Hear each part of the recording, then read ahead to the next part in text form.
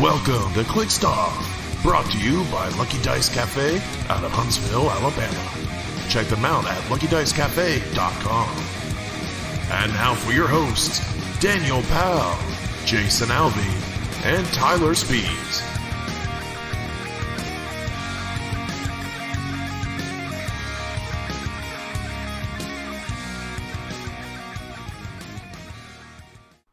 Hey everybody, welcome to Clixed Off today. This is your host Daniel Powell speaking. Just want to let everybody know that Clixed Off is brought to you by TrollandToad.com, the world's largest HeroClix retailer. Use coupon code CLIXEDOFF for 5% off your HeroClix order at TrollandToad.com, where you can find HeroClix new and old. And if you like what you're listening to today, check us out, patreon.com/ClixedOff.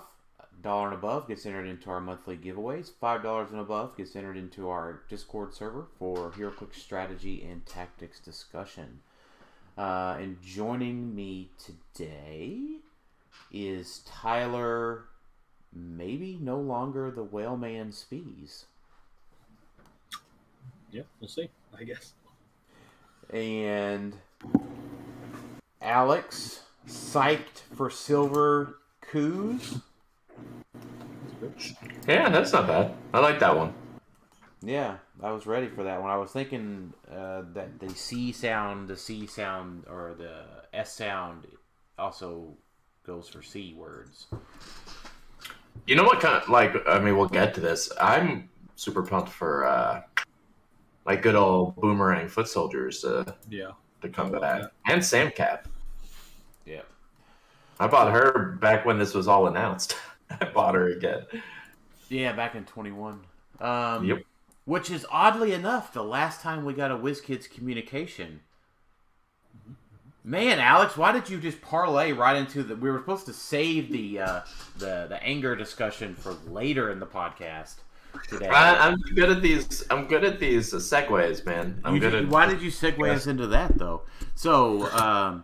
So I just, we were talking about this, and, I guess we can do Silver Age first now instead of doing 3v3. Okay. Because now, this is Alex's fault. No, we should, let's just go to 3v3. Let's just talk about that. All right, we'll do 3v3. All right. Yeah, I feel like we've got a lot more to talk about on Silver Age. 3v3 is going to be like, hey, we did good, and yeah. We did good? I mean, we got second. Okay. I mean... That's good. I didn't say we did great. That is fair. That is accurate. So we owned everybody but one team. No, I didn't say that. I said we were good.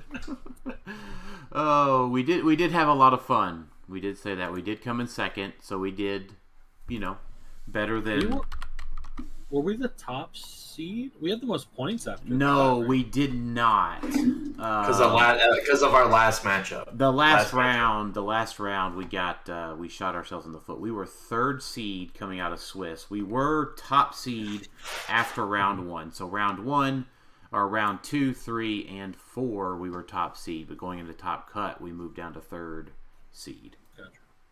Yeah. Because of our lack of points scored. So.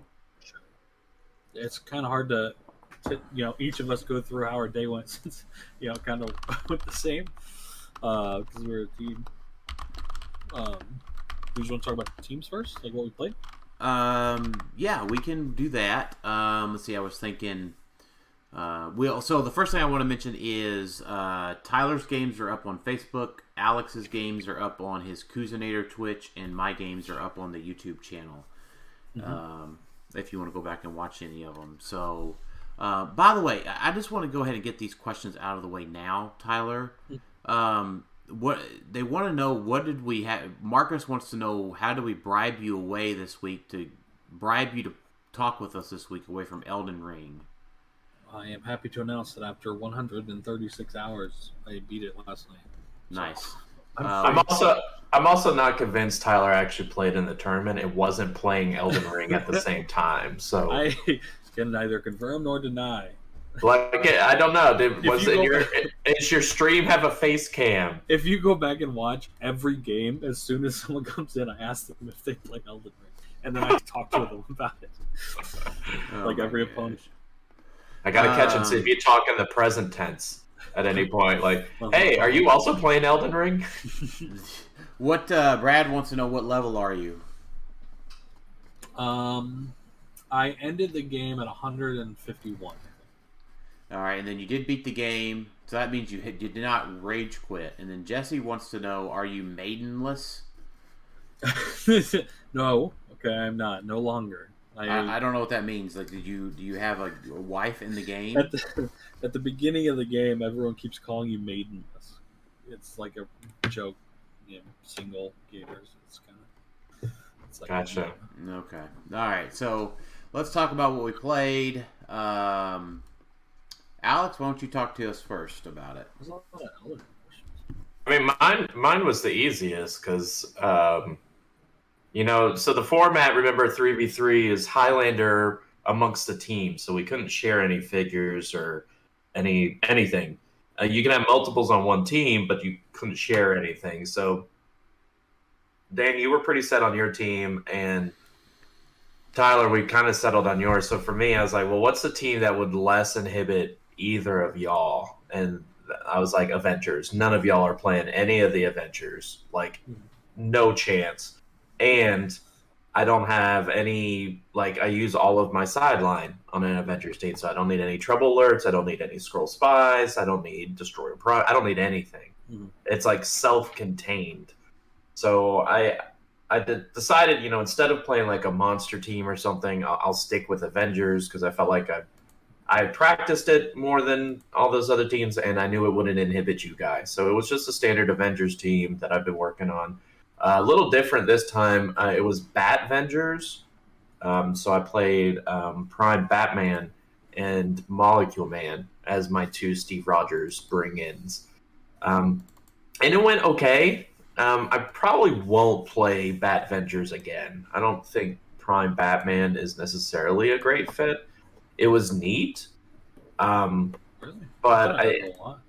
it added a lot, but it just wasn't enough. Like I almost felt better with Prime Marvel because the Prime Captain Marvel, I should say, just because you could get him out there and doing stuff. Whereas the rest of my team was kind of lacking that mobility. And same with losing Venom Mags, I think hurt a bit, having that free TK.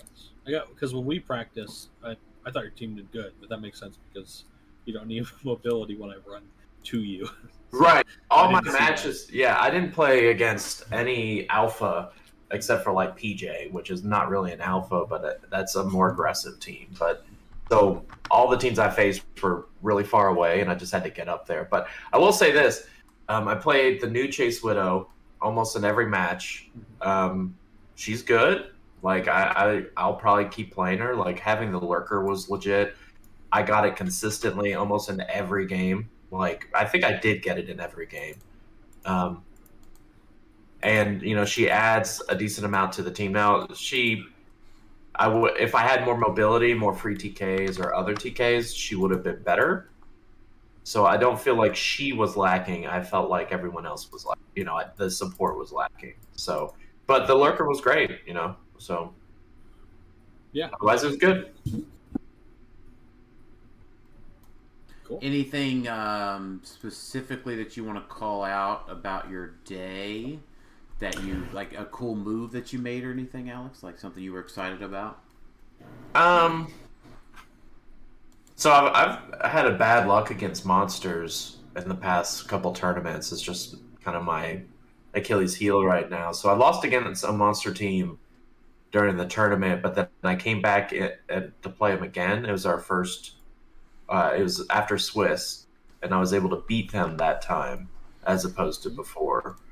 So that was nice. But as cool moves go, Batman is just kind of generally cool. So it's kind of hard to say that. I was able to really shut down a Jubilee team.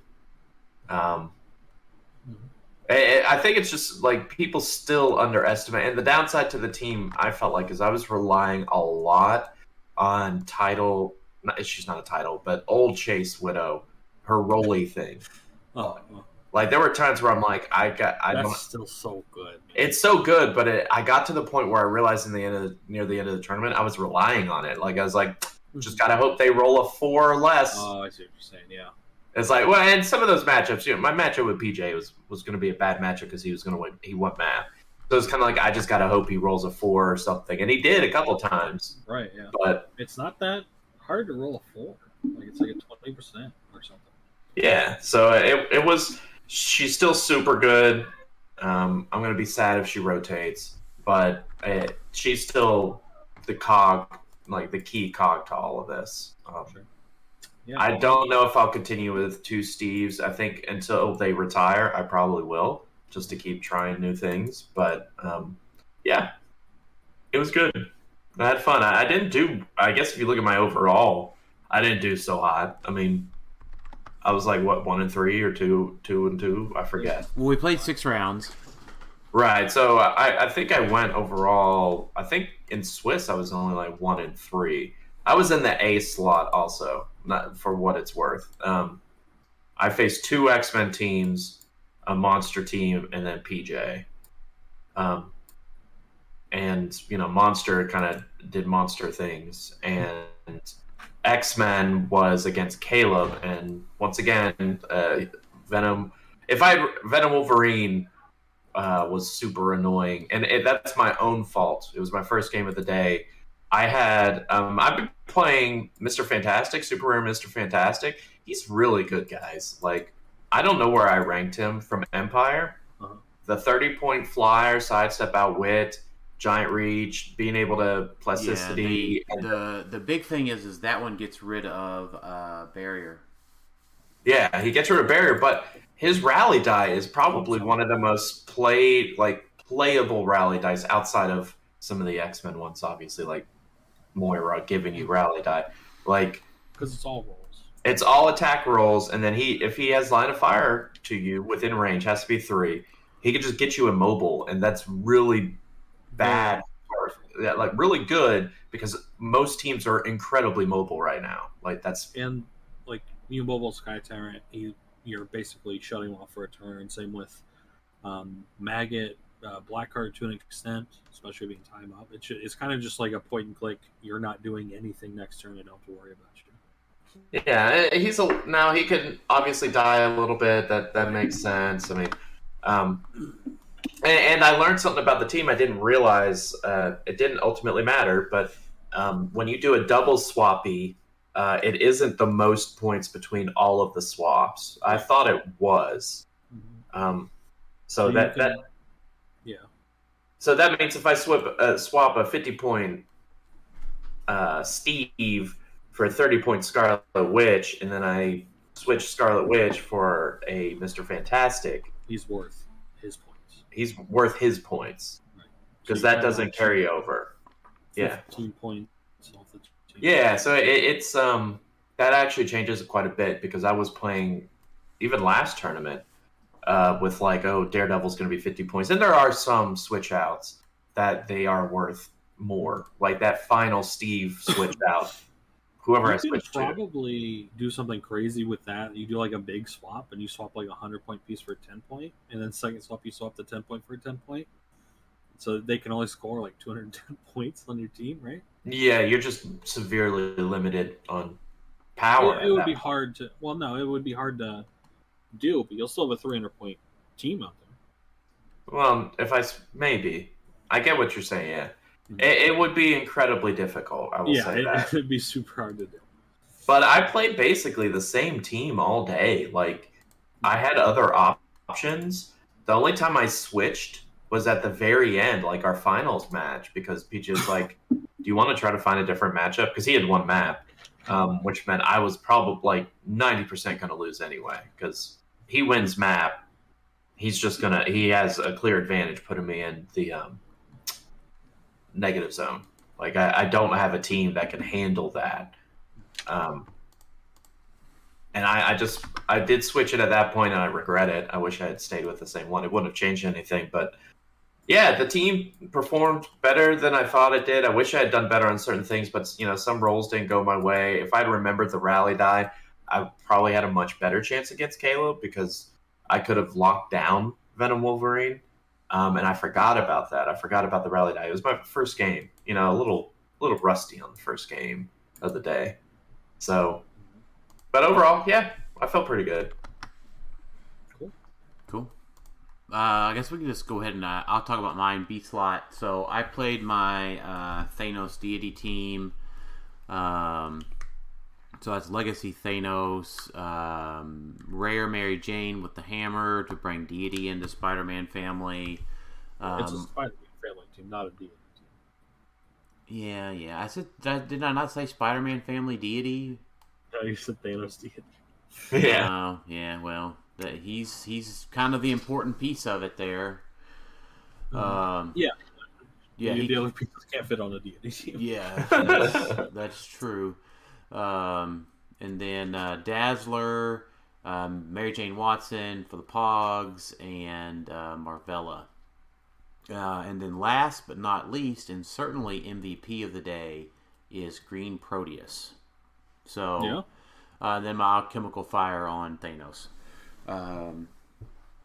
Which is just, I don't know, like... Green Proteus is MVP? Yeah, Green Proteus is way MVP. So, especially with my shield team ability. So, it's within Proteus's range, and then it's opposing and friendly characters to create the barrier. So, there were matches where, Proteus was reaching out 8 squares to create barrier. And so depending on my position, I was able to, if they were to just blow a wall, I was able to just reposition another piece of barrier to block them back out. Nice. Did that happen a couple times? It did. In my Fantastic Four matchup against Wes, I was able to just build up some more barrier. He eventually broke through. And he was my one loss on the day in Swiss, so I went 5-1 on the day, and then I ended up beating Wes in Swiss or in the final game.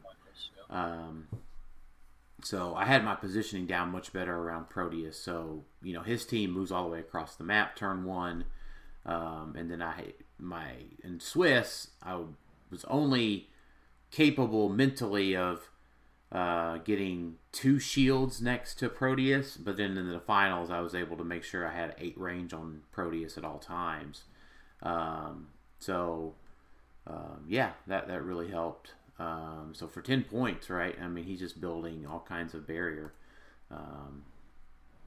which really helps because most of the Fantastic Four pieces are standard characters. Mm-hmm. I can't even really think of one. Oh, and the big one was like Franklin Richards. Yeah. The rare that picks all the powers. Mm-hmm. He can't be equipped, but nothing says that he's not a standard character. Yeah.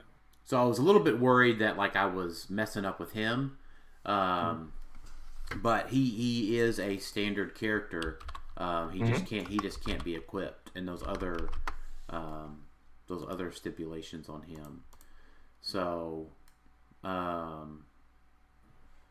was going to look. Yeah, but like Convention Lockjaw says that he isn't a standard character. Yeah, same with Q. So Franklin doesn't have that limitation. So around Proteus, so that was really neat. I mean, 5-1. I mean, the team worked really well. Any changes you'll make in the future? You think it's still the best Thanos team? I don't know, right? So there is some limitations to the team. It doesn't have leadership. That's a pretty huge limitation for it, and there's really not an adjustment to make outright. Because the goal of the team is to get that 13 range Thanos. So on a 4x4 map, right? It's full map with the phasing and then the 13 range. What were you gonna say, Tyler? Nothing. Oh, so the only really thing I would like to add would be a leadership, but I think that comes at the cost of Dazzler. Which is a lot of your damage. Which is a lot of the damage, right? Because, the shield TA gets me the enhancement bumps, especially for Mary Jane Watson.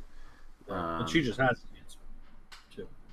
Dazzler has enhancement, right? But then Mary Jane Watson does the shield bump. Right. Autonomously. And then Dazzler can do a shield bump as well. Because it's not enhancement, it's just +1 damage. So I think it's the best that version of the team can get. But I'm not so sure that it's the best Thanos version out there. We just gotta hope it. Oh, go ahead. I was gonna say we just gotta hope maybe we'll get an equipable leadership in Disney Plus. Hey, it's possible. All those shields. Yeah, all those shields. Maybe one of them. Yeah. So that would be I think I like it better than the ruler version that you played in Coffee and Clicks, and then the cosmic versions. I definitely like it better than that. I feel that it's better than those versions. Good I feel statement. Way to go. Right.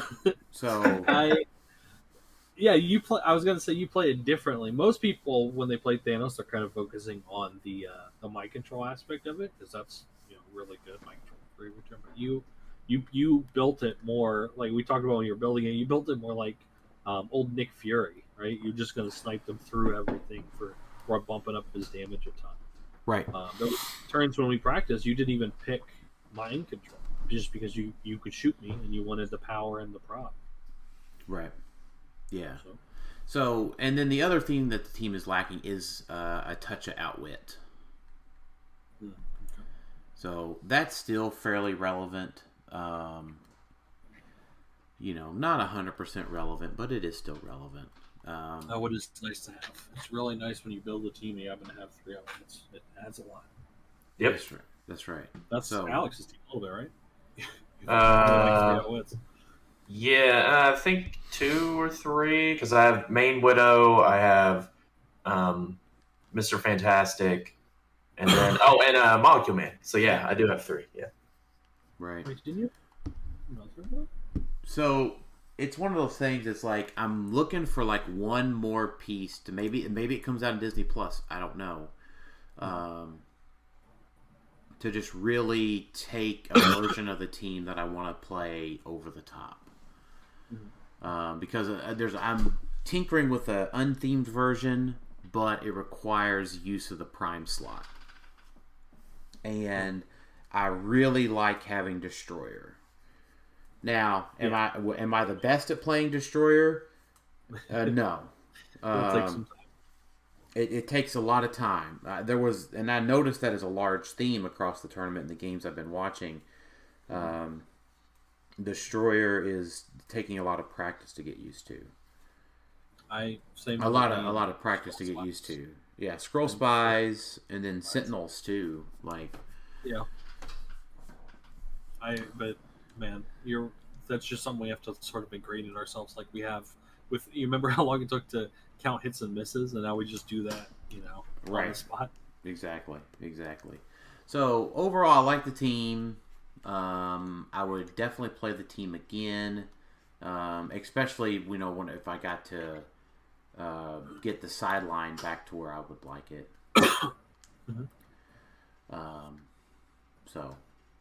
Tyler, and then we got a couple of questions about the overall event as well after that. Sure.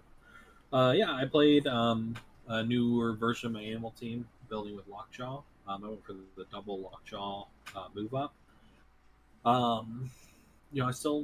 Animals is going to be a good keyword until those those figures rotate. It's always solid.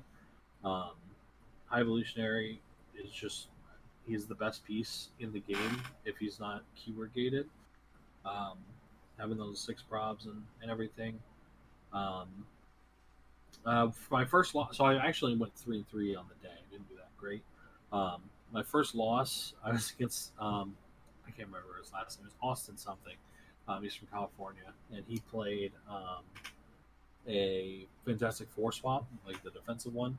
That was a fun game. It ended up 160 to 165 with me losing.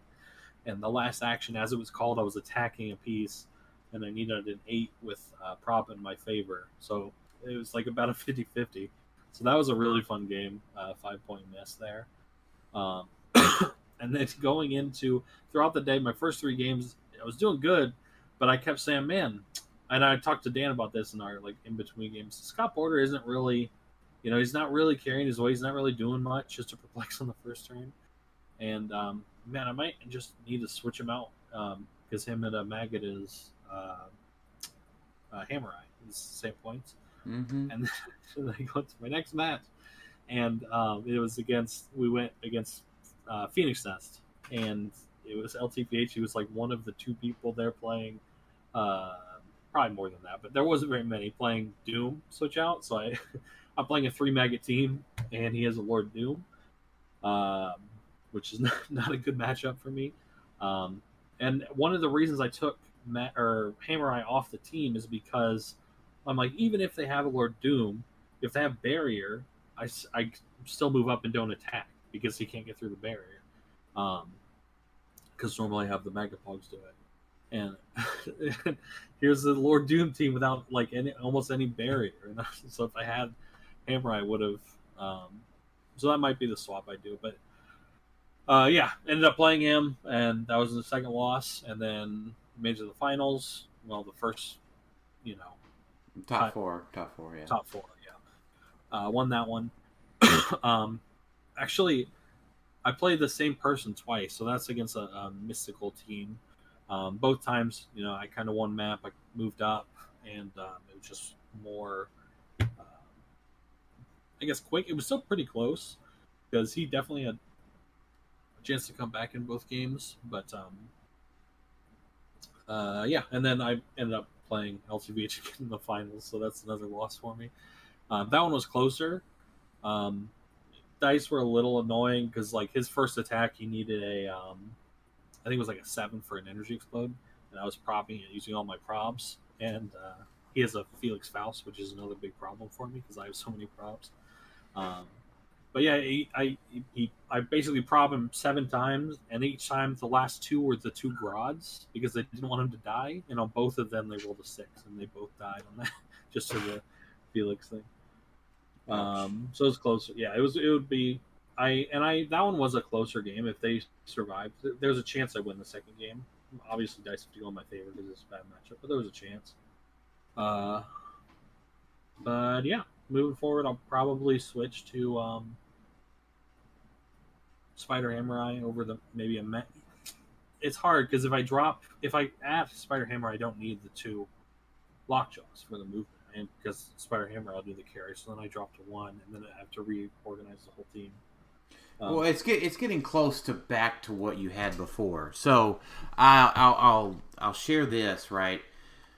The positioning that we didn't really work out that Wes had worked out on his Fantastic Four was the double Lockjaw for the double Mastermind. So you just I couldn't dual target my way out of it. Mm-hmm. So if you go down to 1 Lockjaw, right, you then open yourself up to the dual target shot. Yeah, that's not as big a deal on my team as was his, because he's a defensive team that is his goal is to not take damage. I'm not. I'm an Alpha Strike team, so it doesn't. Just having them have to deal with 1 Mastermind on everybody, it's just enough I just need to make it inconvenient for them to counterattack. So it's still probably good enough for me. Gotcha. For 1. But yeah, still a super fun team. Still like it a lot. It's possible I just don't even play Lockjaw on the move up. That could be. Just go back to the OG July 2021 version. Yeah, something similar. It could be because then the Mastermind is really good, obviously, but you probably still make sense. Did you immobilize anybody? I did not immobilize anyone. I did not make any attacks. You know what? I tried that. That's some bullshit. Is what that is. So I mind controlled a Lockjaw to attack his Franklin to immobilize him for a turn. Yeah. Right? It was great. Fucking Lockjaw rolls an 11. Fucking rolls an 11. Did he at least have his 3 damage still? He did damage? He did, but then he Okay. masterminded it to the other Lockjaw. I theme team prob the Lockjaw, and the bastard rolls another 11. Oh, that's funny. I'm like, what the hell are you doing, dog? I'm just kidding. I would never call Lockjaw a bastard. I take that back, Lockjaw. But, you know, I'm just like, what the heck? Like, it's supposed to work. That's supposed to be awesome, right? I was like, Yeah. You just get up there and you just mind control Lockjaw and just immobilizes their team. LOL. Get shit on. Yeah, that is very fun to do, and something you have to watch out for if you're playing Lockjaw. Right, but so far for me, it's been rolling to hit. Yeah. With a 9 or an 8 or whatever it was. Man, I thought he had a 16 defense top out for some reason. He has a 14 defense. Yeah, no, it's garbage. Right, that's why you have an 18 defend on your team. That is true. That is convenient. So, a couple of questions that folks wanted to know from us. What other teams did you consider playing? So, I think going into it, I don't think personally. I think I was going to. I hadn't considered anything but Thanos for this tournament. Mm-hmm. Yeah. Emperor Gladiator was fine, but I'm probably done with that team for now. So I hadn't really considering, like, I guess if you consider like for a minute, then yeah, I probably consider playing Emperor Gladiator again. But so are you fully on the Thanos hype train now? Here's the problem, right? Like, maybe I'm just getting older, Tyler, or maybe a little bit more sensitive, or I don't know, a little more something. But Thanos is really fucking good. Yeah, I agree. That improved targeting, like that improved targeting is really, really freaking good. Yeah. He's so fun to play when you play him. Feels really good. It feels good for me. I don't think it feels good for my opponent. I don't think it feels good for them at all. When you roll high on those dice, I didn't even roll really high. strong. I didn't even roll high. I just needed Mind Gem. Yep. And 6 damage. Just reach out and touch. Reach out and touch. Reach out and touch. Reach out and touch. Base 13 attack. Right? That feels really good. And then when he gets hit a little bit, you got a 15?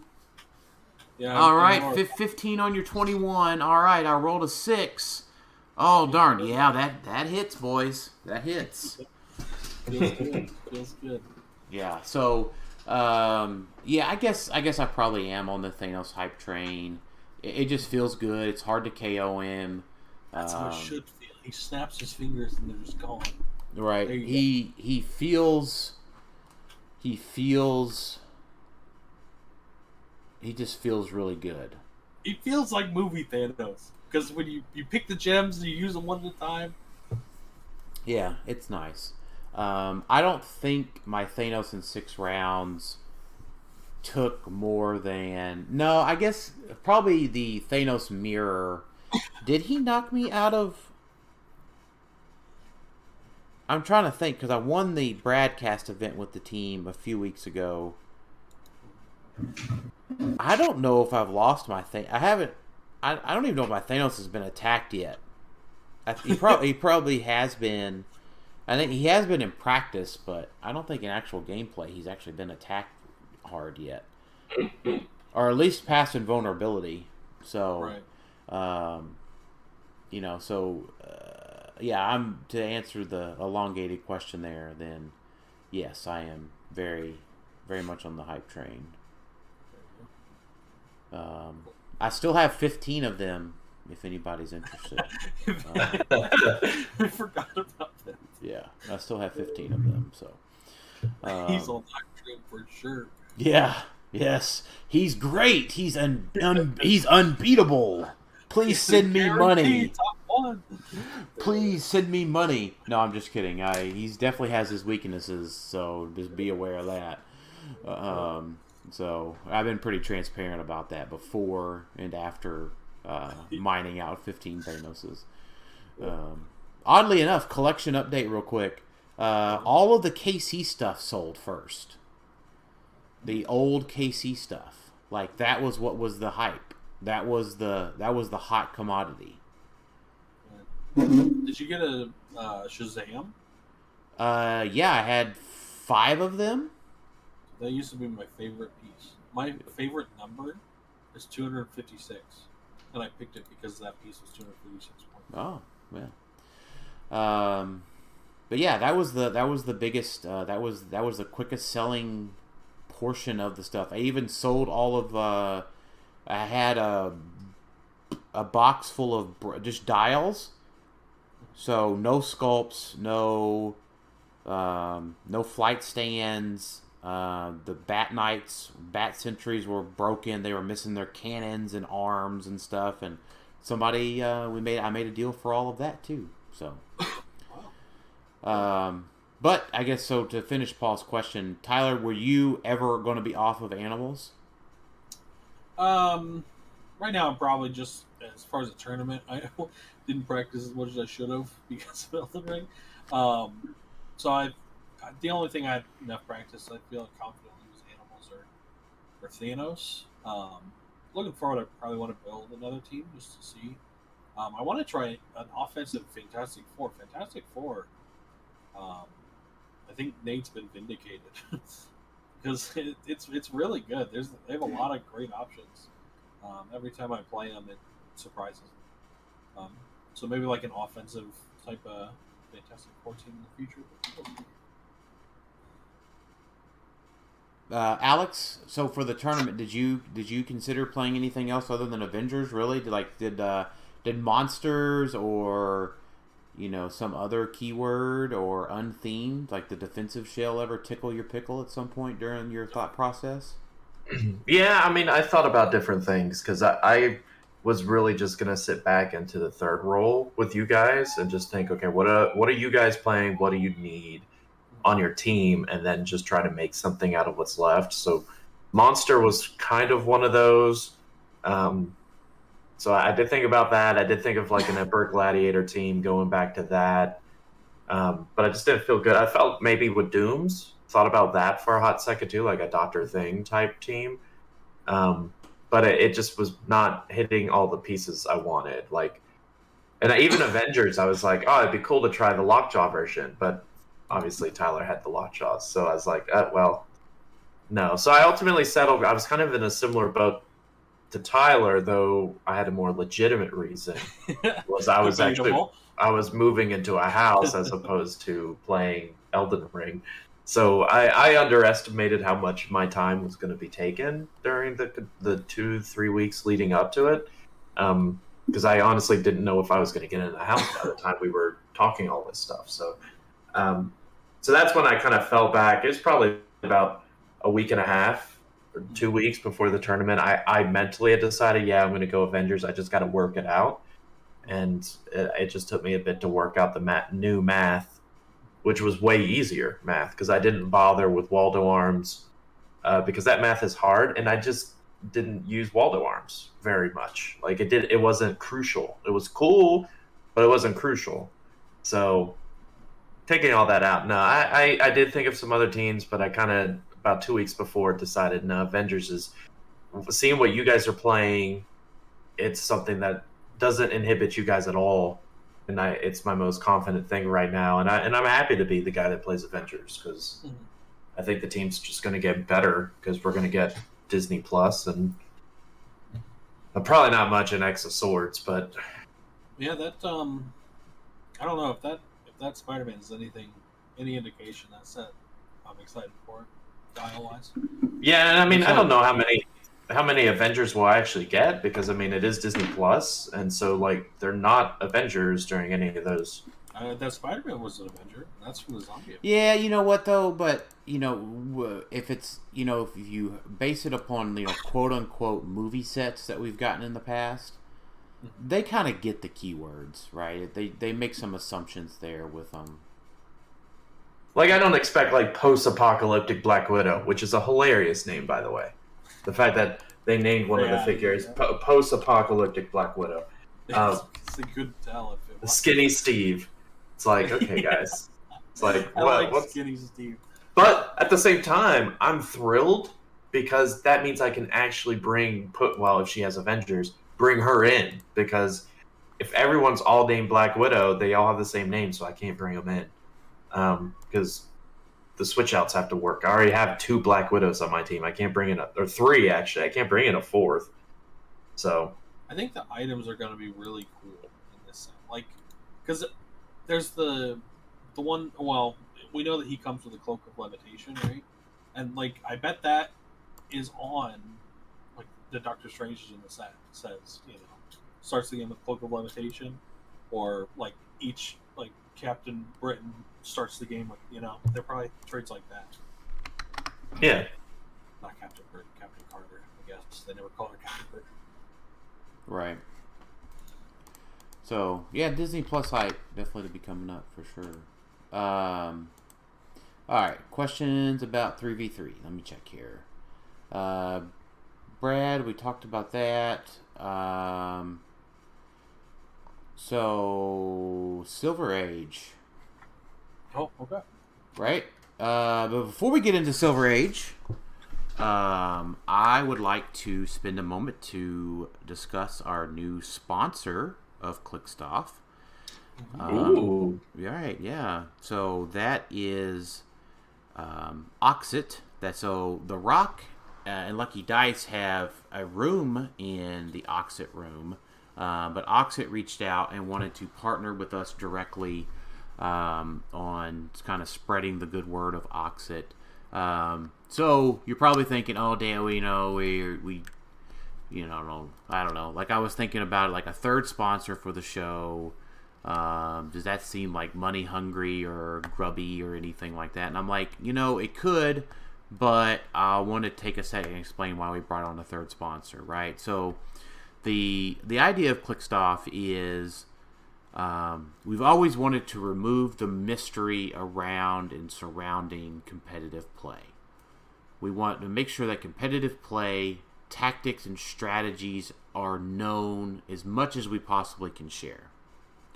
So kind of like this theme of accessibility, right? So, we partner with Howard and Lucky Dice to help to be the outlet for the, kind of the rock news, to be the ones to break that information out, and to share the sales that Lucky Dice Cafe has as well. And the same thing with Troll and Toad, right?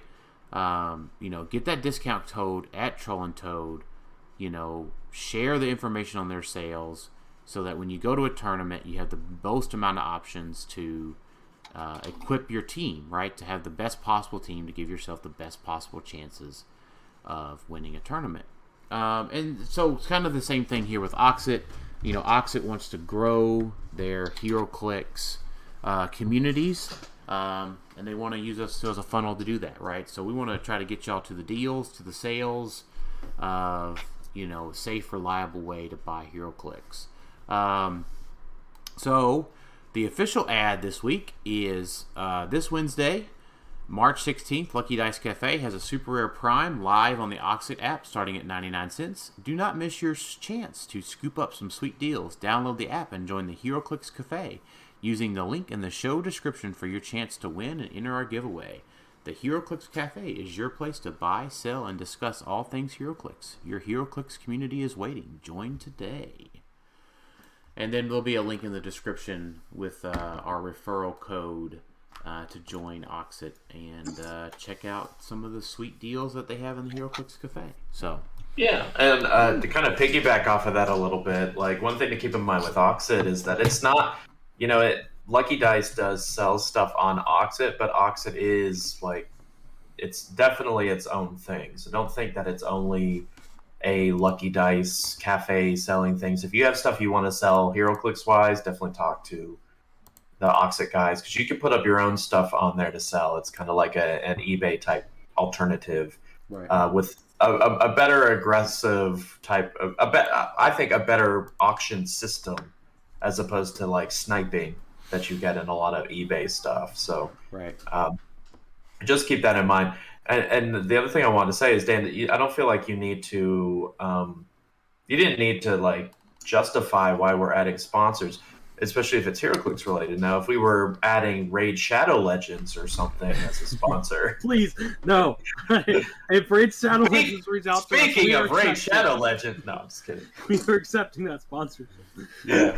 Yeah. If HeroClix gets big enough to where I'm doing a Simply Safe ad on here, you know, we'll just be ready for that, right? So We have a number, okay? Just reach out to us. And we will 100% though. No one will ever say we are sellouts if we do some sort of Chipotle sponsorship because True. Right. That is authentic. yes, marketing. that is brand for the show. Right. So for what it's worth, right? So we, the sponsorships help make this a little bit less costly for us to do, right? So the podcast year over year, by and far, cost at least me more money than is driven out of the podcast. So, anyways, it's not like a cry for help or a feel pity on me, right? We enjoy doing this. So if we can help bring some more information and more resources to bear, that helps take a little bit off the burden off of us, then we're happy to do that. So. Yeah, and if you see any Clixed Off stuff and other stuff, like just saying WWE, if you need a wrestling alligator, right. Yeah, I would say that's options. Yeah, I would say if WWE, Chipotle, Grandma's Cookies, any bourbon distiller, Shoney's, Buffalo Wild Wings. What did you say, Tyler? 5 Hour Energy. 5 Hour Energy. Yeah, just don't take 2 of those. Soylent. Soylent. Yeah. Or if Tyler ends up with a sugar mama, none of those things should be considered sellouts. So that's a pretty long list, I guess. I mean, at this point, From Software might as well sponsor us for Elden Ring. True. Elden Ring plugs. That's true. Not that they need it. No, but they do not. No, they got Dr. Disrespect on that. So yeah, the doc has been playing it. So Silver Age. So why are we talking about Silver Age? Why are we talking about Silver Age? The Rock made a big announcement about the partnership between WizKids and Rock coming back. And The Rock is going to be the outlet for Silver Age. A tournament series has arose in person, ready to rock and roll. We've got WizKids backed. WizKids backed. The new John Cena prizing coming out. Mm-hmm. And was there another new one, or was it just John Cena? No, just Cena. Wrestling things. Okay. Ultimate Warrior. Ultimate Warriors, but that's not new. So yeah, that's not new. Okay. It was a Connelly. Cena, right? So. The one that was. Yeah, Cena's the big thing, right? And but then one, right? He's like see-through. Yeah. It should be that one. You can't see me, Cena. Right.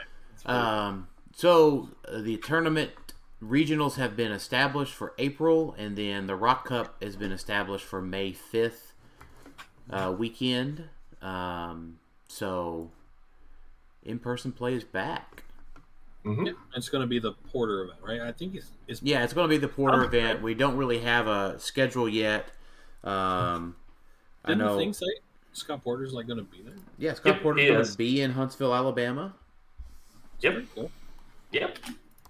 That's what we had hoped to do last year. As like when we were coming up working on the event, the intention was always going to be Scott was going to be there, but then COVID was still spooky last year, so sure.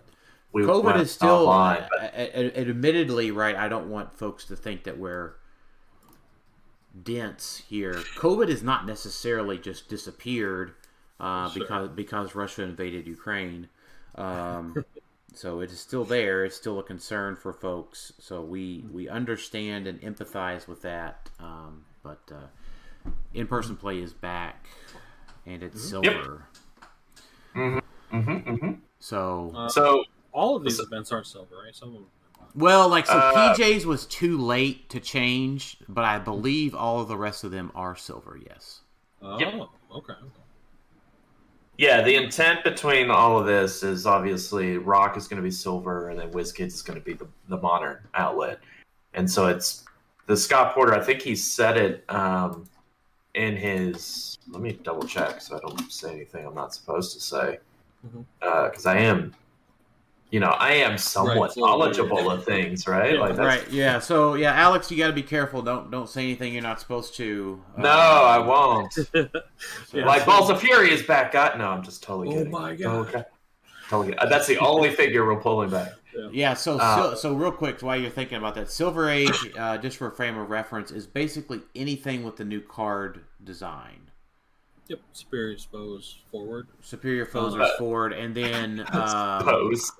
Superior Foes. That's hard to say. I know we talked about it, and I didn't see it in the announcement, Alex, so you may not be able to say what ID cards are going to be legal. Well, so they said that they're going to be working on. Oh, it says okay. It says all cards. Right.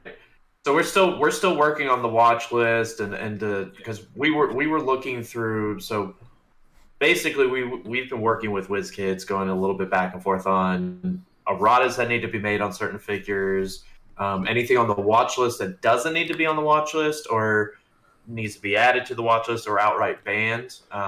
We're still working on some of the finer points of that, because we can all agree when we saw the watch list last year. It was all the winning teams, and then like hard to kill pieces. Right? Yeah, like Wales were on there, and it's like but like WizKids official silver. Currently, there's only 2 things that have been banned. No, but they had their own watch list. Oh, that's what I'm saying. Like their watch list. We were taking a look at that to say, okay, is there anything on here that actually needs banned, and is there anything on there that actually needs to be on a watch list? Because the watch list for Silver Age isn't like typical WizKids watch lists where they're like, when you see something on the watch list, it's like, this is a problem figure, we're going to make a big errata, or we're going to just leave it alone. Watch list, I think, for Silver Age is more along the lines of, we're going to see how this performs, and if there's anything crazy that comes from it, and then probably just ban it, or maybe make an errata. So it's like a little bit of, a little different when it comes to the watch list, and that's what I'm hoping we do going forward with Silver Age, because obviously with the introduction of new things, constantly you have to go back and look at old things because nothing's retiring, because it's Silver Age. What's the starting point is the starting point. So, when we get the tarot cards or whatever from X of Swords, we might have to go back and look at figures and say, does this cause any, like the old Rick Jones thing? And now Rick Jones isn't legal or any of that, but, the old Rick Jones Infinite that you could do. Sure. We have to look at that with every new figure. And so that's kind of why we're doing it. It's probably less looking at like power and more looking at like interactions. Right. Yeah. We're making sure that there's not any infinite combos that's just unbreakable. Like one of the concerns obviously is the Legion and the chains, and that's why Fast Forces Penguin is one of the first ones they banned, because that just makes sense. Being able to just free action hit your own person breaks so many mechanics. Yeah, a lot. Because so many things are when this character hits. Like right. You just get a confidence token. Yeah, and so we're looking at that. We're looking at maybe some erratas, and obviously, I can go ahead and say this part. Like, we're probably fixing all the old retail to the things that were supposed to be fixed. Because remember, they fixed Tri-Sentinel, right. But they didn't go back and fix Surtur. I don't think. I think they waited till Surtur retired and then fixed Tri-Sentinel. Right. So we're just like, hey, we got to make sure we apply this, and this whatever. Us working on this watch list is going to be like WizKids legal. Like WizKids is going to put it like it's a WizKids thing for Silver Age. So it's not just only for Rock events. But what I was going to say was, the one at the Scott Porter event, the HeroClix for Huntington's tournament, is our national championship for Silver Age. So it's the big one for Silver Age. That's the plan. Is Rock's going to be running those. That should hopefully at some point run into a world championship. Whenever we have worlds again, who knows when that'll happen? I'm hoping this year. That'd be sweet. But that's the plan. Is the Rock is now Silver Age. We're embracing it. We're really trying to make it our own and make it something interesting. So we had to get something out there, obviously, to let everyone know. But we're still trying to work on maps. We're still waiting on approvals for maps and the watch list stuff. But I'm pretty excited with what's down the line. And I know a lot, and I'll go ahead and address one thing. I know a lot of people are very apprehensive about ID cards. I get it. Trust me, I do. I get it. When I was going through the watch list, I was actually debating about, should we put certain ID cards on there or not? And I won't say if we have or not, either way. But one thing I want to say, when I looked at ID cards, they still inherently work the same way as they did before, obviously, but it isn't like we got a lot of crazy new ones. So it's, I don't know, it's not as bad as it used to be. Okay. Wait till we're questions to address that. Yeah, I don't know. I guess what I'm trying to say is, if you look at all the student IDs, it's like we didn't get any of those figures. We don't have a new Skids or a new, Yeah, but those weren't used ever. I know, but if you also look at the newer figures and look at the new X-Men sets, when have we gotten a good Cyclops outside of the Xavier School one? They're all bad. Same with, and you can't use the Venom ones or whatever anyway, right? But they're not bad because they're 5 points, right? And you can't attack them after if you poof them. Yeah, if you poof them, sure. Or if they're a student ID. Sure. What I'm saying is that it adds another wrinkle back into the meta, and I don't think it's necessarily that bad. Now, the poofing thing's annoying. I get it. But it isn't what I'm trying to say is I don't feel like the ID cards have scaled with the rest of the meta. We haven't gotten new ID characters outside of maybe one or two that is now way more powerful than the ones in Xavier School. You're still probably calling in the Xavier School ones. Yeah, which is great. I mean, they're okay. I mean, they're all right. I mean, X-Men's probably going to be great. But it's all the, some of the ones that'll probably be legal is the DC, the Arkham Asylum ones, right? Those came out after the X-Men ones. Or they were Connelly's around the same time. So they were... Those when 80s were... But we haven't gotten any new Jokers or any new Harley Quinns that are worth anything. If you build a Silver Age team and it does not have IDs, you have built incorrectly.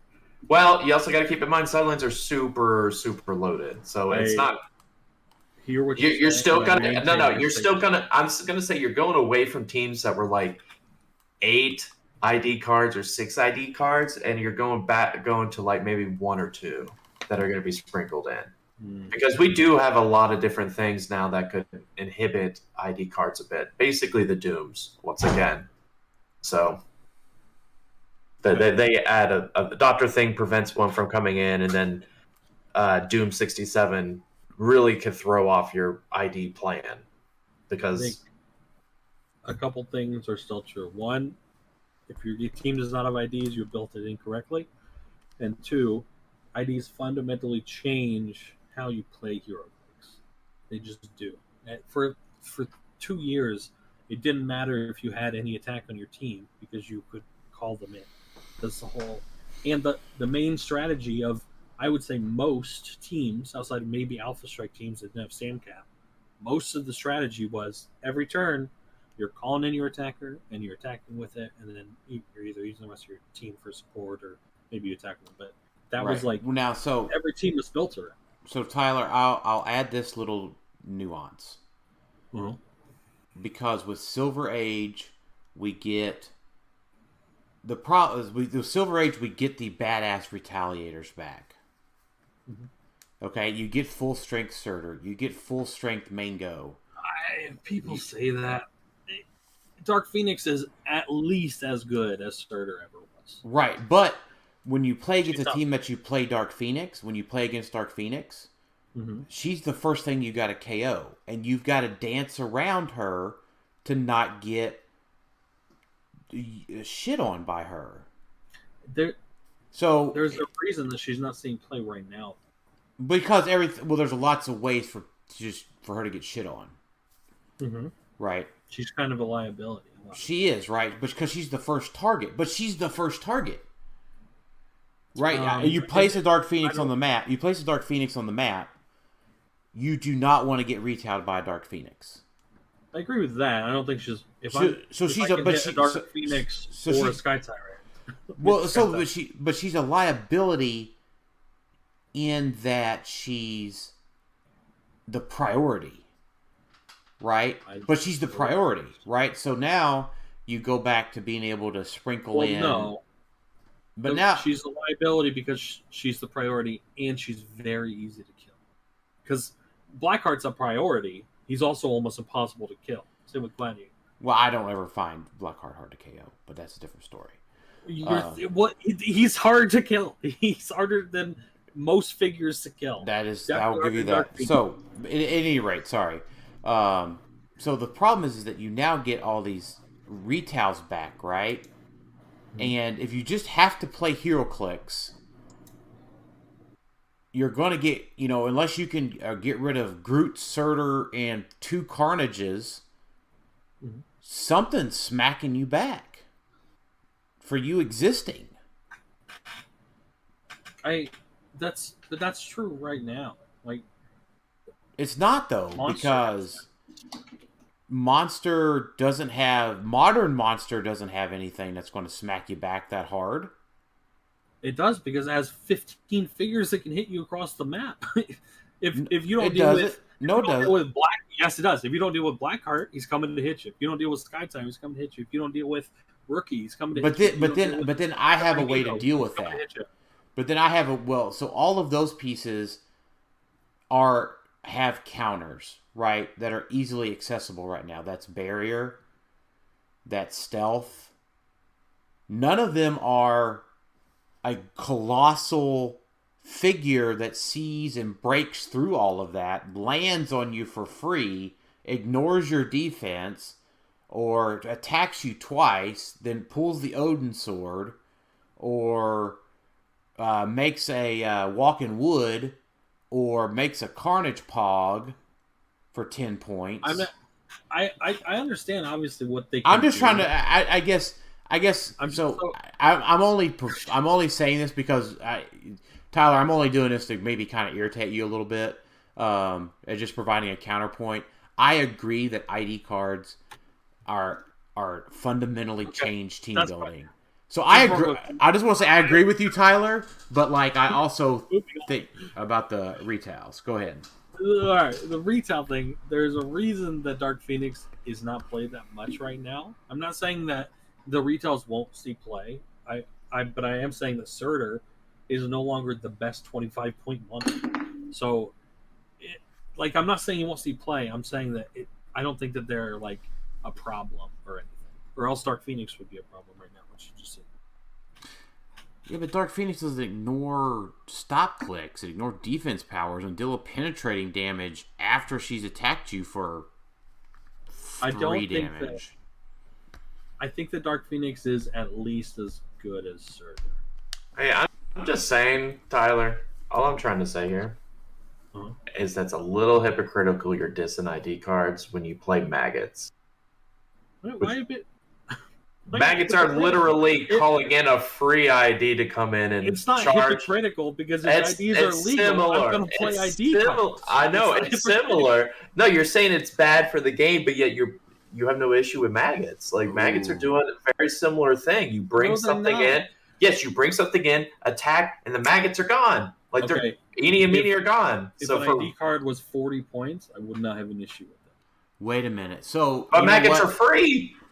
No, maggots are 40 points. Wait a minute. 40 points for a sidestep, prop, and all of that stuff. You know, so Tyler, I would say listen to it from this way, right? So if you had an ID card battery that could call out a exploit pog that attacked for... and hold on, let me take that back.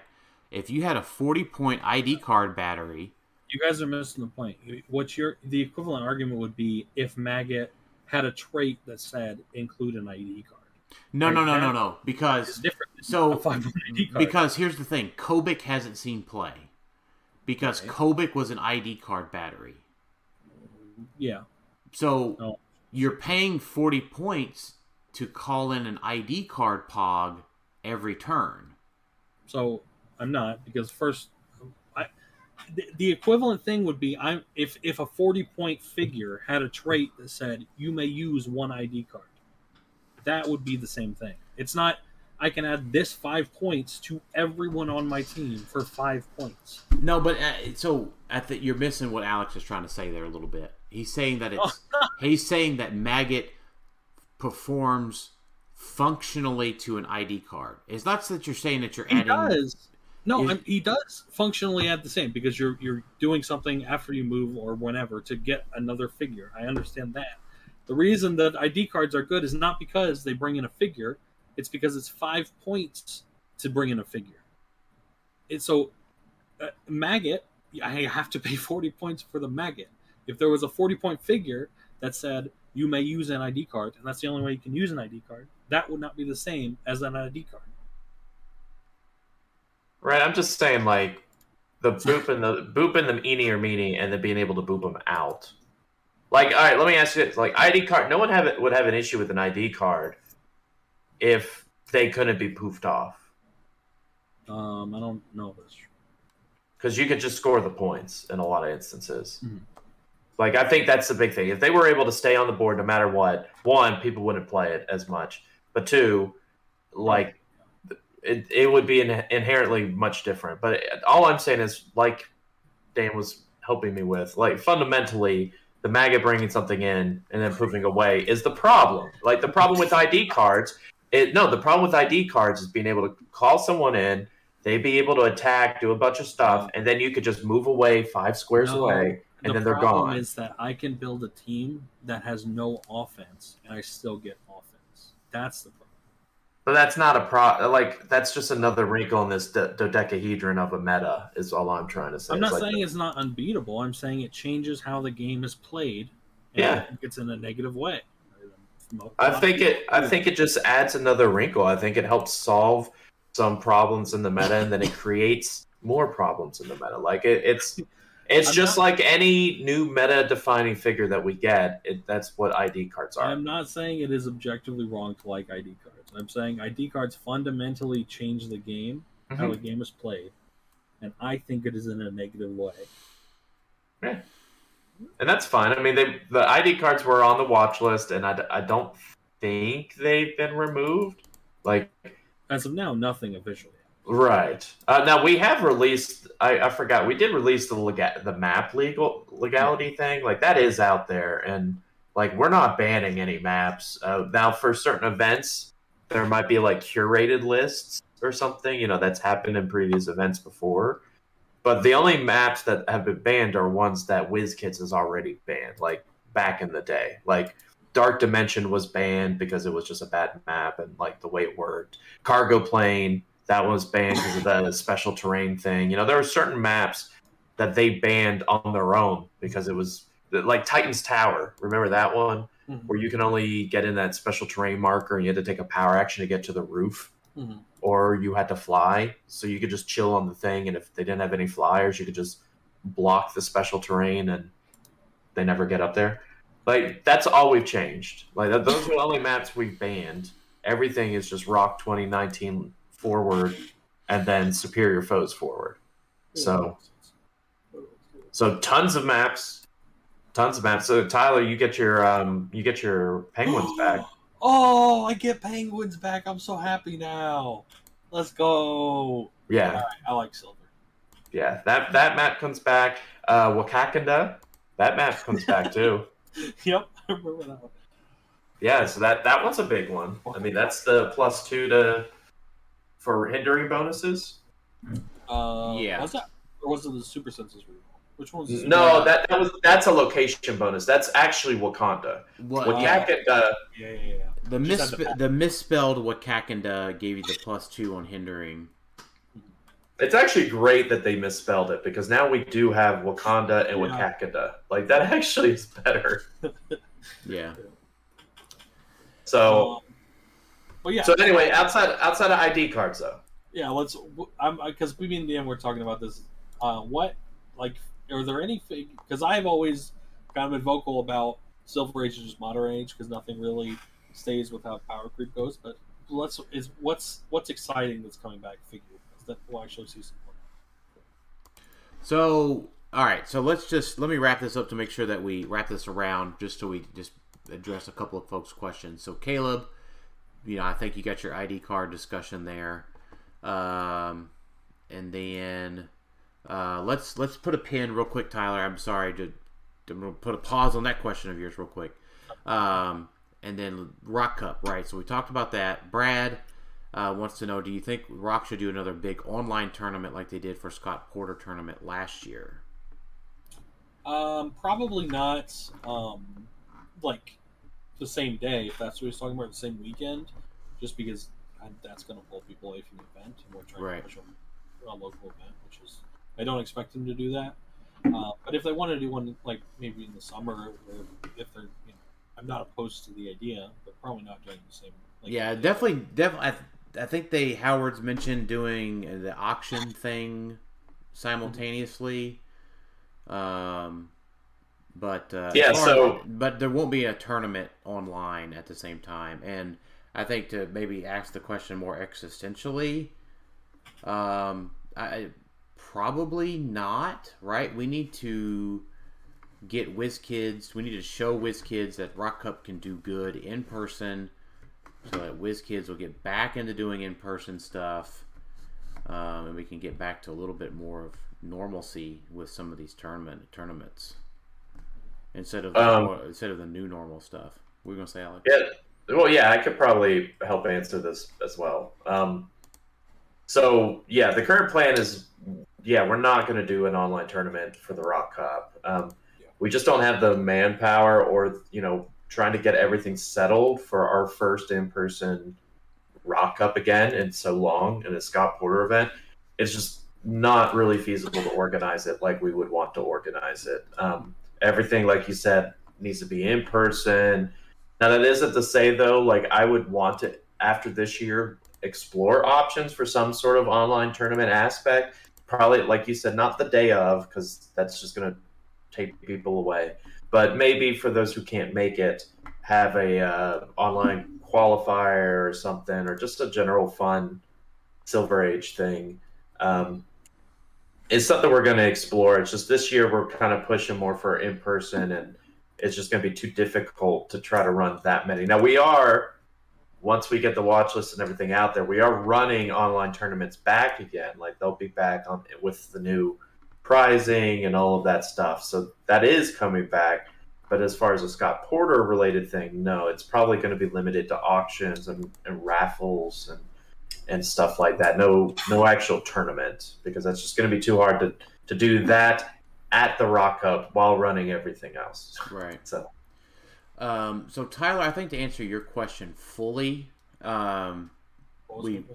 your question is what figures do you think will come back and see play? From Silver Age, it's not modern, right? So Marcus asked a question about keywords. David Newmark asked a question about older figures. And then Caleb asked specifically about Floor Colossuses, right? So I think that's a good one. So the thing is that we could do an entire episode on breaking down each set. Mm-hmm. And let's do it right now. We're probably not prepared to do that today, but we could probably talk about just a couple of highlights. So Tyler, you probably have a pretty short list that you're thinking of at this moment. I think your eyes will be opened later, but what are your thoughts at this moment? Well, I mean, obviously I haven't gone through it too much, but right now, I've always been of the opinion that Silver Age is just modern age. So I don't think much comes back. Obviously, I said I think Surtur can make some monster teams for sure. I don't think he's the best piece on that team anymore like he used to be, but I think he's good enough. I'm trying to think.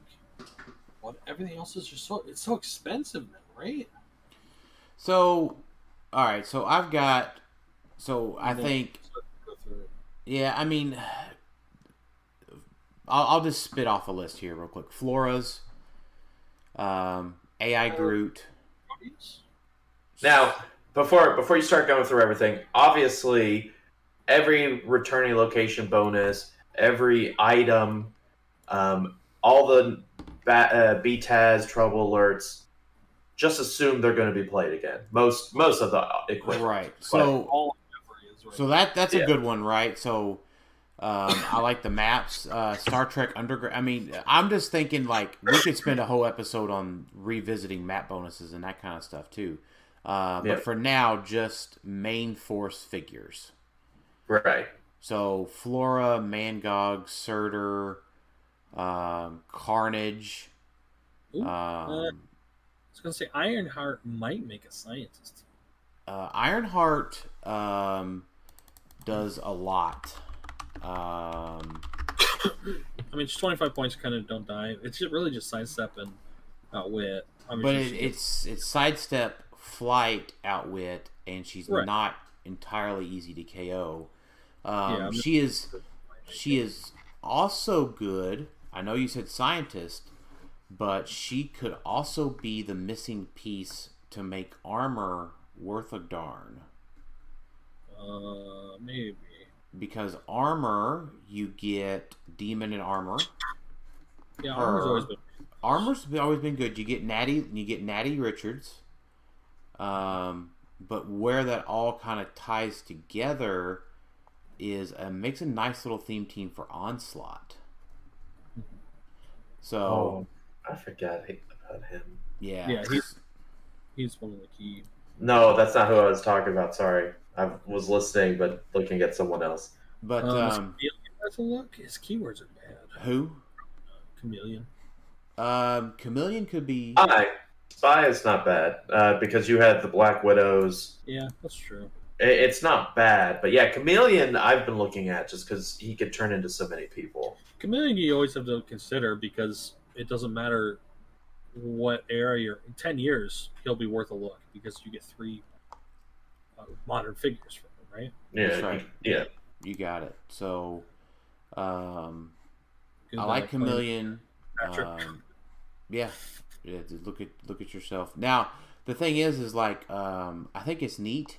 Just in that same vein, Paris's Mephisto, has mystical and pairs with Faust, but it gives the opponent all the prob that they want, but they may not be able to use it. Dude, that's a deal with the devil combo right there. Right, but it's 45 points for 2 clicks. And Mephisto never saw a lot of play when he was modern, so he saw a decent amount. I liked Mephisto. Yeah, he saw an okay amount of play, but just not a lot.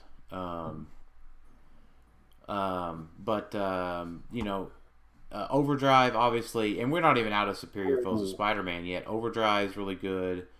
And then even Devil Dinosaur. Is that right? Say what?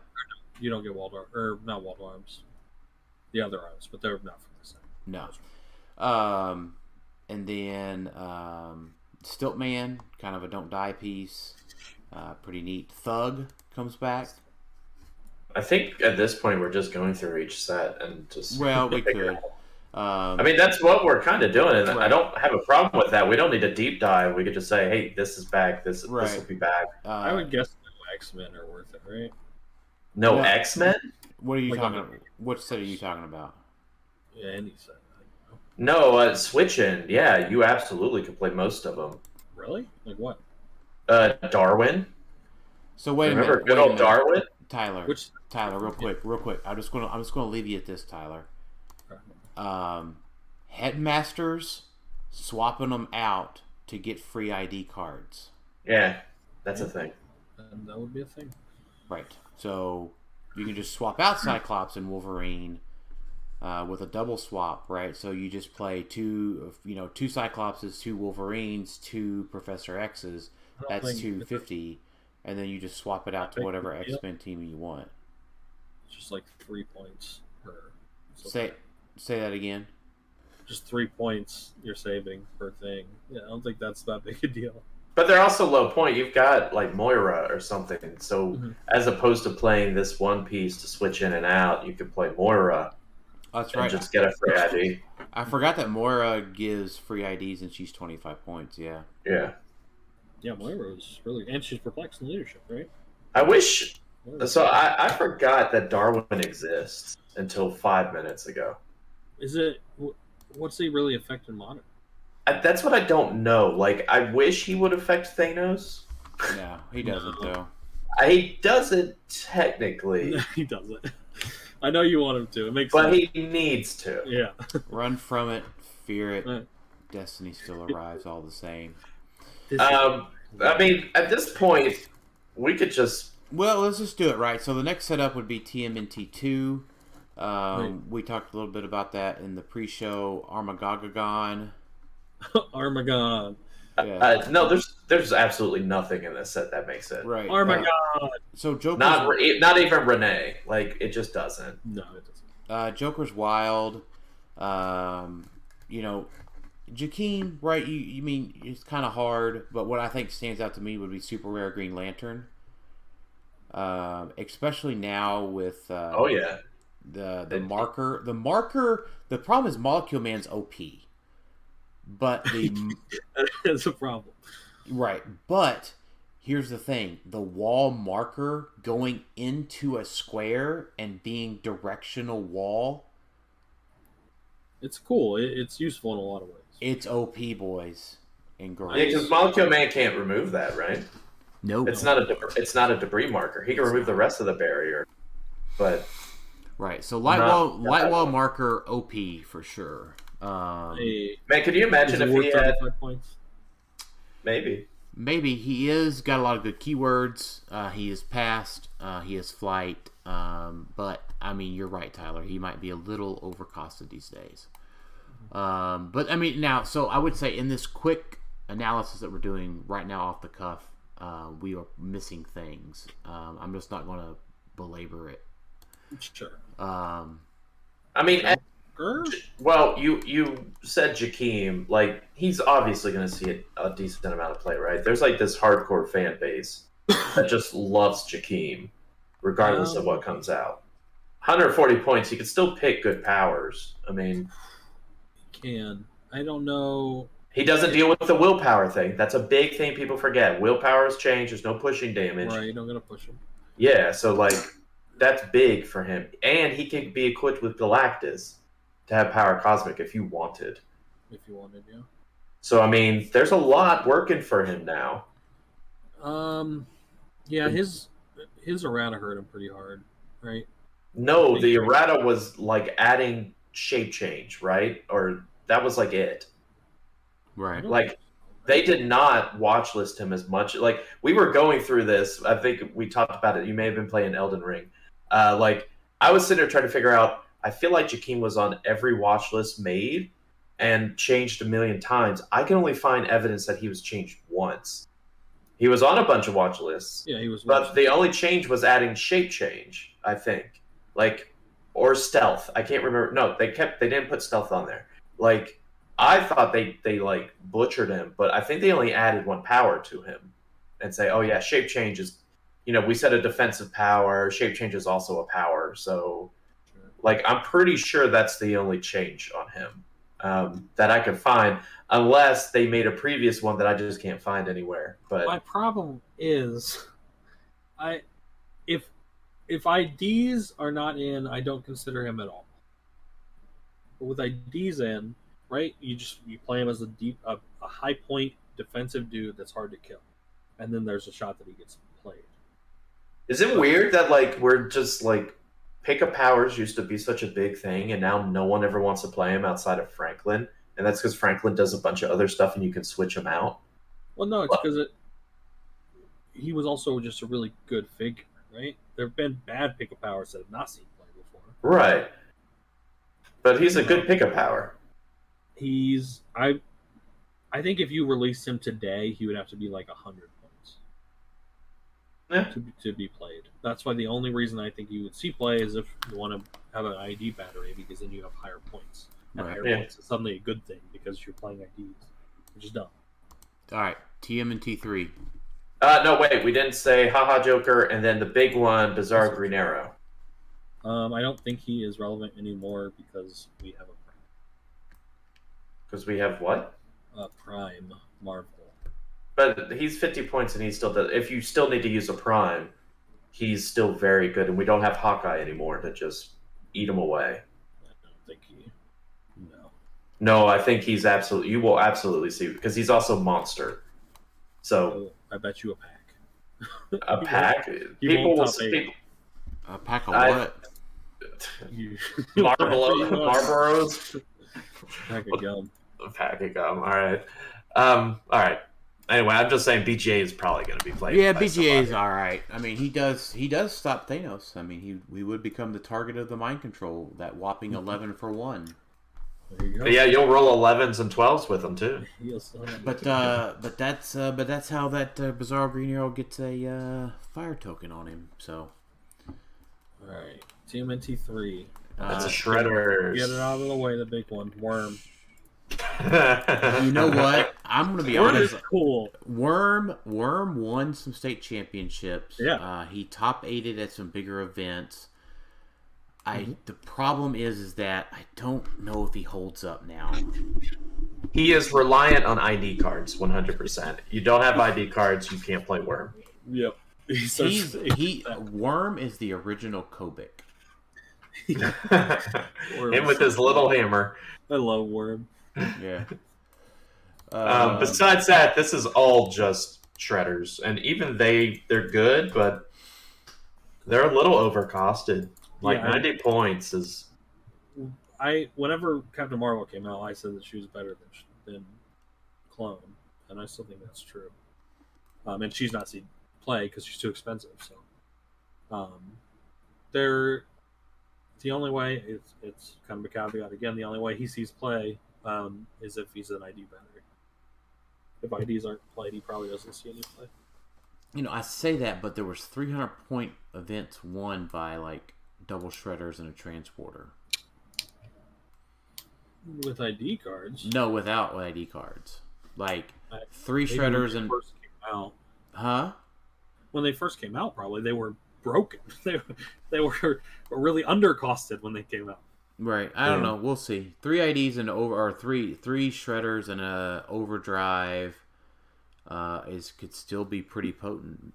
Probably. It can. The right now, I would say there's not a ton of reducers. Not a ton of Invincible, obviously. Yeah, and just compare this guy to Maggot, right? For 40 points, he gets a poison and make an exploit attack after he's carried. He's 40 points. Obviously, he's easier to kill, but he comes to props, so there's some trade-offs. Sure. But yeah, I think that Minnie could choose to see play as a calling battery if I do stay. Deadpool. Mistress Death comes back. I don't know. Was it Silver? Prime WizKid is still neat. That's true. His keywords are awful, but right. Oh, they are bad. I forgot how bad they were. Yeah, they were a mistake. That was the mistake. That's right. I forgot about that. Well, it's never been confirmed that it was a mistake. They just never said it was a potential troll mistake as well. I agree. But that's probably about it. I don't know. Yep. Hammer could be cool though. Hammer was always kind of fun. Yeah. Dupe's not good enough anymore for sure. Probably not at 50. DXF, Guardians of the Galaxy movie. It is a shout out there to nothing. Nope. ADW, Hawkeye got the Nerf hammer. You got Sam Cap, Ironheart. That's it. Probably about it. Foggy Nelson is pretty cool. Is Sam Cap good? And with IDs for sure. Yeah. But without IDs, I mean, she's good for that +3, Yeah, the plus perplex, is pretty nice. And an attack, like it solid. I mean, still at 70 points, it's good. Yeah. Yeah, even without ID, she was good. Yeah, I agree. Because you got to remember, PJ got second at Nats that year with old ID card rules. Because you get the tank back, right? So she can still fly across the map, slam a tank. No. Tank's not legal. Tank's legal. Tank's legal. It had the new card. Yep. But remember, the tank isn't as good. Also, like, right? It does the 2 damage or something now, as opposed to whatever. It's 2 pen damage, though, right? No, it's 2 regular. No. It's 2 regular damage now. Really? Yeah. Yeah, that was the watch list for it. I thought the watch list was you don't get the attack. You have to pick either or. It was both. Oh, okay. Like they knocked it down. It's definitely not 2 pen or a pen anymore. It's still really relevant. It's relevant now for being able to move people around, like break up. Yeah, it's real bad for like lockjaw teams. That changes Animal a lot. I definitely play that on Animal. Jesus. Yeah, you just slam the tank down on somebody and disrupt their whole formation. Man, and deal 2 damage to them. I don't have to hit anything. I have to hit the lowest defense person. Yeah. Okay, maybe Tank might need a look. Yeah, Tank's solid. It's still like a really good piece. Might need a watch list look.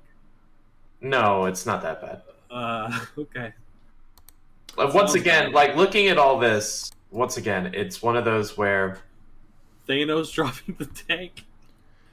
Yeah, well, okay, no, Thanos is the problem in that instance. Tyler. I'm sorry, I didn't say. Never mind. We can edit it. Shut your whore mouth, Tyler. We're gonna edit this part out. Don't worry. Hey, you know what? Thanos throwing the tank from 19 squares away on a mind control. Thank you. Without costing any actions. And applying a fire marker. Thank you. Yeah. Thank you. Woo! I haven't thought about that or anything. You couldn't do it with the mind control. Maybe you can't do it with the free mind control. Can't you? You can do it. You just wouldn't be able to use mind. No, no. It's because the tank is instead of normal damage. Yeah, that's right. So they did away with that swapping out instead of normal damage stuff. Oh, that's right. Because you can no longer do the Prime Professor X to drop him in because he's all through everything. You can't do instead of normal damage. Yeah, you can't replace multiple instead of normal damage. Yeah, that's true. But I can still do it with normal attack. Yeah. Yeah, you can still just shoot through everything. Oh no, you have to take an action for it. Let's see. All right, Wonder Woman movie set. Nah. Yeah. What if? Cosmic Spider-Man, if that ID card comes back. Yeah, Goblin King maybe for the pick of power. Ooh, Peace Machine. I forgot about this annoying figure. Peace Machine's good, but so Goblin King most certainly, right, with the change to at 275. So the change to Pulse Wave, he has Power Cosmic. He can potentially self leadership himself. Right, so the old team of Stark Car, old Symbiote. Remember, we were talking about main force figures here. So old Symbiote was immobile and indestructible. So Stark Car, old Symbiote, the Mastermind map bonus. Right, you're getting pretty close there to 300 points of you have to chew through Goblin King. And so you equip him with shape change. He's picking impervious. He has invincible, which stacks, and you're picking super senses. Right. And a 19, and he's a one-man OMA, so he gets one prob. Yep. Oh yeah, he does get a prob. Right. Yeah, he's it's all it's the same thing. He's good for the same reasons, and you like that or you don't like that. Right. You know, I mean, I don't know. It is what it is, right? The change to me, it's the problem with the change with Pulse Wave. It makes him too good. Yeah, like Goblin King won events doing that before. I've definitely lost to him in the finals doing that, and he is basically the same thing, right? He's as good at it as he has ever been. Like, personally at the time, right, when he was modern, I didn't have any trouble with him because I always packed massive Pulse Wave. Mm-hmm. So I would just, bam, smack him with a Storm, smack him with Uni. Largely because of this guy. Pulse Wave was, you needed it. Right, but like the teams that you played, right, and I watched a Shredder team, which I know your team wasn't a Shredder team, but I watched the OG Shredder team not be able to hit the 19.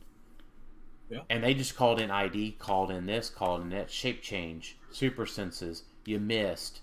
I picked prob. Yeah. Here's a fear token. Here's a nightmare token. I tell you what, though, if anybody's brave enough to play full Sinister Syndicate, or Sinister, what, 6? Sinister Syndicate. Secret 6. Secret 6. Yeah. You're there. Yeah, that was close. Right ballpark. So yeah, I think that's obviously where I don't think, looking at a 75-point line is pretty rough. I don't think he's like support play there anymore. Not anymore, no. So it's probably just everybody's thinking. Elseworld, he can still get Sky Tyranted though. I mean, that's pretty big. If you can get through the shape change and the super senses and the impervious rolls. Well, no, because he'll have exploit. So yeah, but he has invincible. But we get the enchanted crowbar back.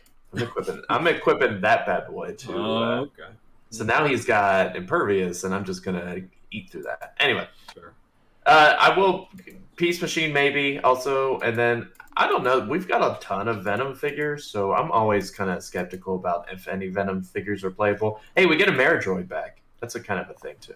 Yes, yeah, I agree. Elseworlds,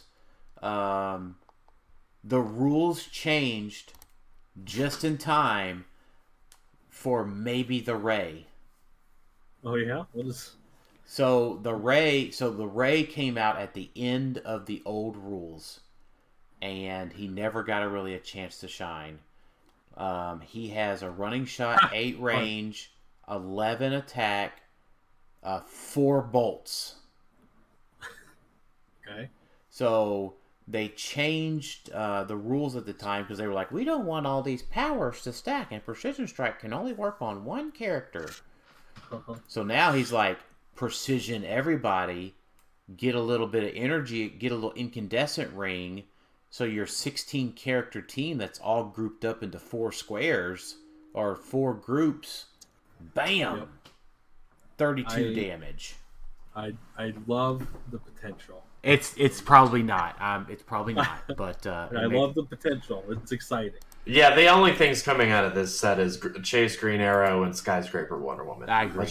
Let's be real. I know. But that's it. Did not age well. No one dares tell me Elijah Snow. I was going to mention. Don't even mention Al Jordan. Like, for the 50 bajillionth time. No, I don't even care. I still don't mind him. It's At a powerful 70? effect. He's got leadership. He's got barrier. He's got pulse wave. And he's 70. I don't mind him. Green Arrow might be. Yeah, Green Arrow for sure. Right, as long as Green Arrow doesn't, as long as he doesn't hit shape change, or super senses. Yeah, I don't know for sure. Undead. Yeah, But Al Jordan is way over. Oh, I forgot about it. Oh, I forgot about Al Jordan. Yeah. He didn't age too well. He was always kind of on the cusp before. He wasn't. I won a state championship with Al Jordan. Thank you very much. I agree. I'm not saying he was bad, but I'm saying he was never just like an auto include. It was always when you saw him, you're like, oh, Al Jordan, that's kind of cool. Yeah. I'm not saying he was bad. Undead. Just Dr. Frankenstein. Yeah, that's about it. Probably. Not even him. There's too many good monsters. TMT. Nothing good was in this set. Don't worry about it. There is nothing that is the color of green that was good in this set at all at any point ever in time. Don't worry about it. Yeah, we got Throg. That's who you meant, right? Green. Yeah. Right. So main force, we already talked about the Colossals. Okay, obviously Unimind is a thing. Maybe Beta Ray. Beta Ray's too expensive for that now, right? He's kind of like Al Jordan. At 125, that's a little much. Beta Ray Bill was always expensive for what he did. I know, that's what I mean. Is Unimind better than Goblin King or no? Goblin King was always generally better, right? So the answer is I don't know. Okay, that's fair. We do have what's that thing's name that you like? Sprite? Love? Sprite? Yeah. What? We have Sprite now. We have Sprite. Oh. That helps it, right? You know what? I mean, I've had my word all these years that I don't play OMAs. Yeah. And oh Lord, I'm being tested. I'm being tested. I don't play OMAs. I don't play OMAs. I don't play OMAs. Yeah. We can go on. That's fine. We'll come back to Uni at some point. We'll probably have a whole episode where you'll get it out of your system. And Uni's just generally gotten better than he was, like substantially, right. Like because of the rules changes. He can use like hypersonic CCE top dial as an example. At 150, yeah. Right. He can. He gets the willpower now. There were a couple other things. But yeah, he's definitely worth a look at least. He's still good, right? He's still great. His mind control's still there. His improved targeting's still OP. Right. The CCE and that, and then even the Psyblast hypersonic top dial. Right. Him not being able to perplex damage is a big deal, but to me, I said this before probably at some point. It reinforced. He could never perplex damage, right? To him on himself, yeah, he could always flex himself up to 6 damage. But nobody else. Oh, they have to have the Eternals. If they have the Eternals keyword. But I would say this reinforces the type of uni play that I always try to encourage. That second +2 goes into that defense. Mm-hmm. Just put her there. Yeah. All right. But obviously the objects, the Colossals, there's lots of good stuff there. I can't discount Carnage at this point, right? Yeah, Carnage is still great. He's still a really good figure. Still really good. And Plasticity's better now than before. I think Carnage might be more valuable than Starter. Because you just almost auto-include him on a monster team. He's so good for 10. Right. And the Thor Ragnarok movie, I have to at least shout out Nate for the Grandmaster. And then we'll didn't this move. Also have... No, it didn't. Okay. The Odin. The Odin was the only other one. The Odin is not awful. Yeah. That's fair. But in today's meta, I probably won't see play. Trek 4, that's the ships. Fat Harley Quinn. I'm trying to think. Maybe King Shark. Yeah. Because the buff to Dolphin, where like they can move halfway up and also be protected because of Dolphin.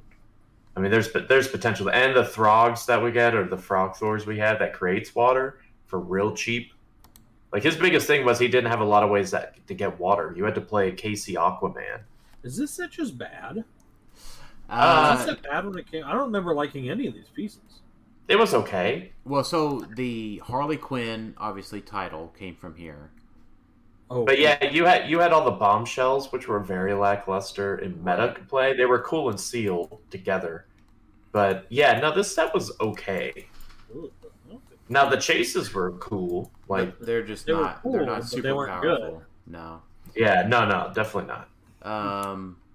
So Trek original series, Tribbles, Yep. Trelane, Yeah. Yep. Shirtless Kirk. Shirtless Kirk. There's probably some other hidden gems in here too, but this is just a reminder of your past 6 years of meta. Xavier School. Obviously, the IDs are the big ones here. IDs, right? We mentioned some of that stuff. The headmasters, the primes in that set. I don't think there was a terrible prime in that set either. Good call. I mean, you could play Magneto also for that bump, the Prime Magneto for the bump to Blackheart. I mean, it's a lot, but 75 points for Hellfire Club. That's not bad either. But you also get Hellfire Swap with him, right? Yeah. So you can bring him in or out. Yeah. And he was not bad. He also gives you the Prime one didn't give you a free ID though. Yeah, X-Men is maybe X-Men or Avengers probably the biggest winner in silver because they just get so many more options for swap out. I don't know. I don't think anything in this set is good. I mean, I think the super rare Wolverines are still good for a swap out. Yeah, I mean, Tyler, you just can't say no because it's swap out, dude. There's algebra at play that we didn't take. But you still have to be a good figure. They have to beat out other figures. These are good figures. Wolverine might, Cyclops maybe, because you got to keep in mind those two had the free attack. If they damage someone with X, and so against Jubilee, for example, if you are able to protect everyone and send Jubilee out, and they start attacking Jubilee, well, these guys have free attacks because you attack Jubilee. Like that's a big thing because that's fair. Like, I would say definitely the Wolverine is worth the look. Yeah. Yeah. Avengers Infinity. Star Fox. Tyler disagrees with me on that one, but go ahead. Just say I'm not 100% saying, but it's things have gotten a lot more competitive points wise. That's right. I agree. Hey Tyler, I'm right there with you. I don't think Star Fox is worth it anymore. So here's the thing, right? Here's what I think makes Star Fox bad: Black Vulcan. That helps. That helps. The amount of poison that is out there right now hurts Star Fox. But I don't like Star Fox because he was reliant on Mjolnir, right, to be like good. No, Dan played him as just a support figure, pretty much. Yeah. Right, but I feel like that was Dan though. Like I feel like that was Dan with Eternals and stuff like that. I feel like no. His So dominant place you have to, outside of Unimind. No, I think like the Star Fox team, or sorry, the what's that? Damn Starfish's name. Starro. The Starro team I won Rock Worlds with the second time. Yeah. Yeah, that too. The Starro teams played him. It was just kind of like a cosmic support. Yeah. I don't think most teams even use Mjolnir. I mean, I used Mjolnir just as a backup, right? But my idea was, Star Fox +2s and the ID cards attack, and don't we get Mjolnir? We do. Yeah, we do. Yeah. Hey, but another thing to keep in mind: knockback doesn't do damage anymore. Like that's true. That was one of the easy ways to kill him. Was just to knock him back into something. Yeah. Right. Just like you go over there. So there's a little bit of help there, but so unseen, maybe, but a lot of poison exists. Exists. Yeah, but he might be necessary for all the retails and just the see through almost everything for outwit and he's still real good and still decent with the smoke cloud. Like I don't see how he doesn't see you play, even though the poison still exists. I could still see him with Molecule Man. It's like you just protect him, and then when he's still super good. It's not like Thanos Unseen and Molecule Man wouldn't be a bad team. I mean, he doesn't see through blocking, so I mean, he does have that. But yes, I get what you mean. Yeah, my only thing is that I did top 8 2019 Worlds with Unseen, and I regret it.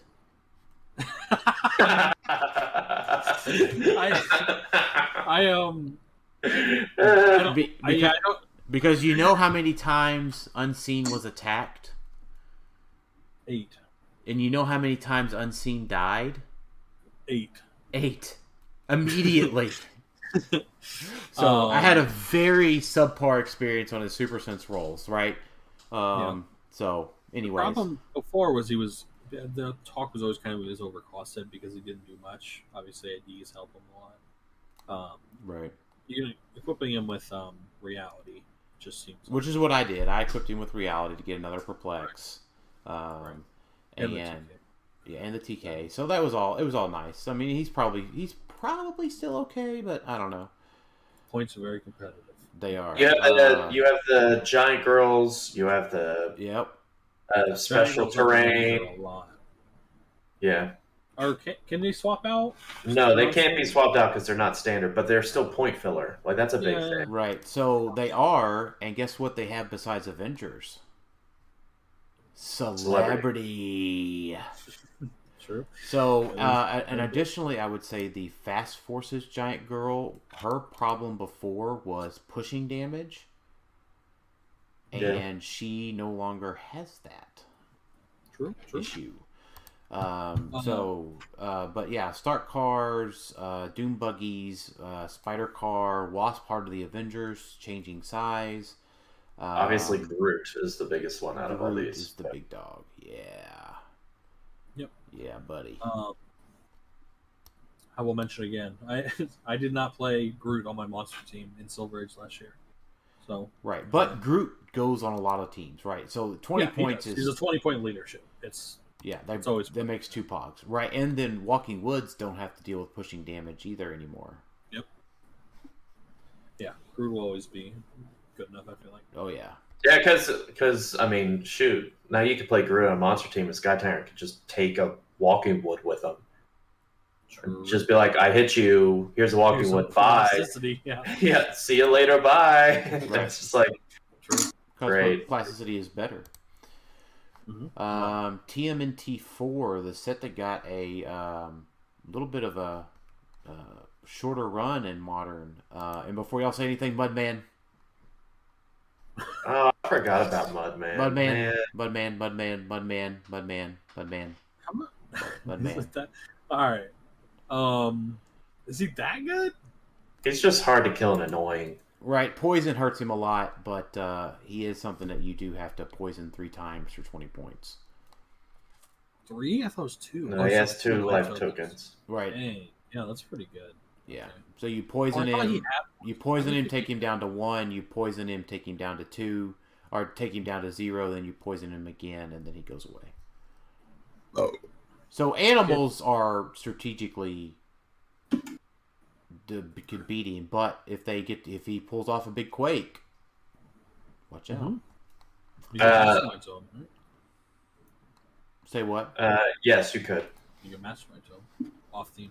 So that's right. Yep. TMNT4 mostly had the Foot Elite boomerangs. Yeah, and that one shredder was all right. Yeah, he's the Fast Forces shredder. Yeah, Fast Forces shredder. Besides that, like outside of the Foot Elite boomerang, like and the Fast Forces, this rest of the set was kind of meh. So yeah. BTAS, obviously the trouble alerts. And not to me are worth taking over Black Vulcan though. That's hard. No, yeah, but some of the other ones maybe you don't triple up on Black Vulcan, and maybe you have another option. Like remember, Wonder Woman had leadership, which was nice. I'm thinking of Firestorm. I always think because I just love Firestorm. Yeah, Firestorm's good. Wonder Woman's good. Superman's good. Green Lantern's good if you need the enhancement or a TK. Like they have situational uses, right? Where you might say, okay, if I'm on a team that is limited with like really needs leadership to function, I might put Wonder Woman instead of 3 Black Vulcans. Have a sideline though. Well, that's what I mean. Like it would tough. be. It's tough, but they have their considerations, right? So.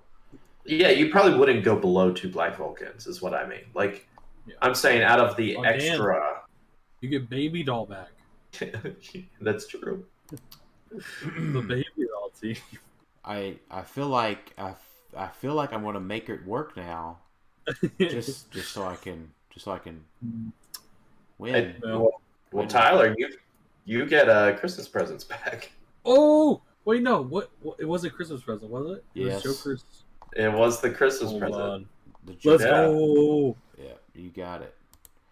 All right, let's keep moving here. Battle World. Yeah, we're almost done. Like these last couple sets are kind of. Yeah. We got more questions I want to answer too. So. Battle World. Besides maybe Sheriff Strange and the Gauntlet Black Panther. You guys remember when Molly Hayes was such a big deal? Molly Hayes is still a good deal. Alex Wilder is still not terrible. Yeah. His mastermind has gotten a skosh better. True. But other than that, I don't know which Queen LaFay. Captain Marvel.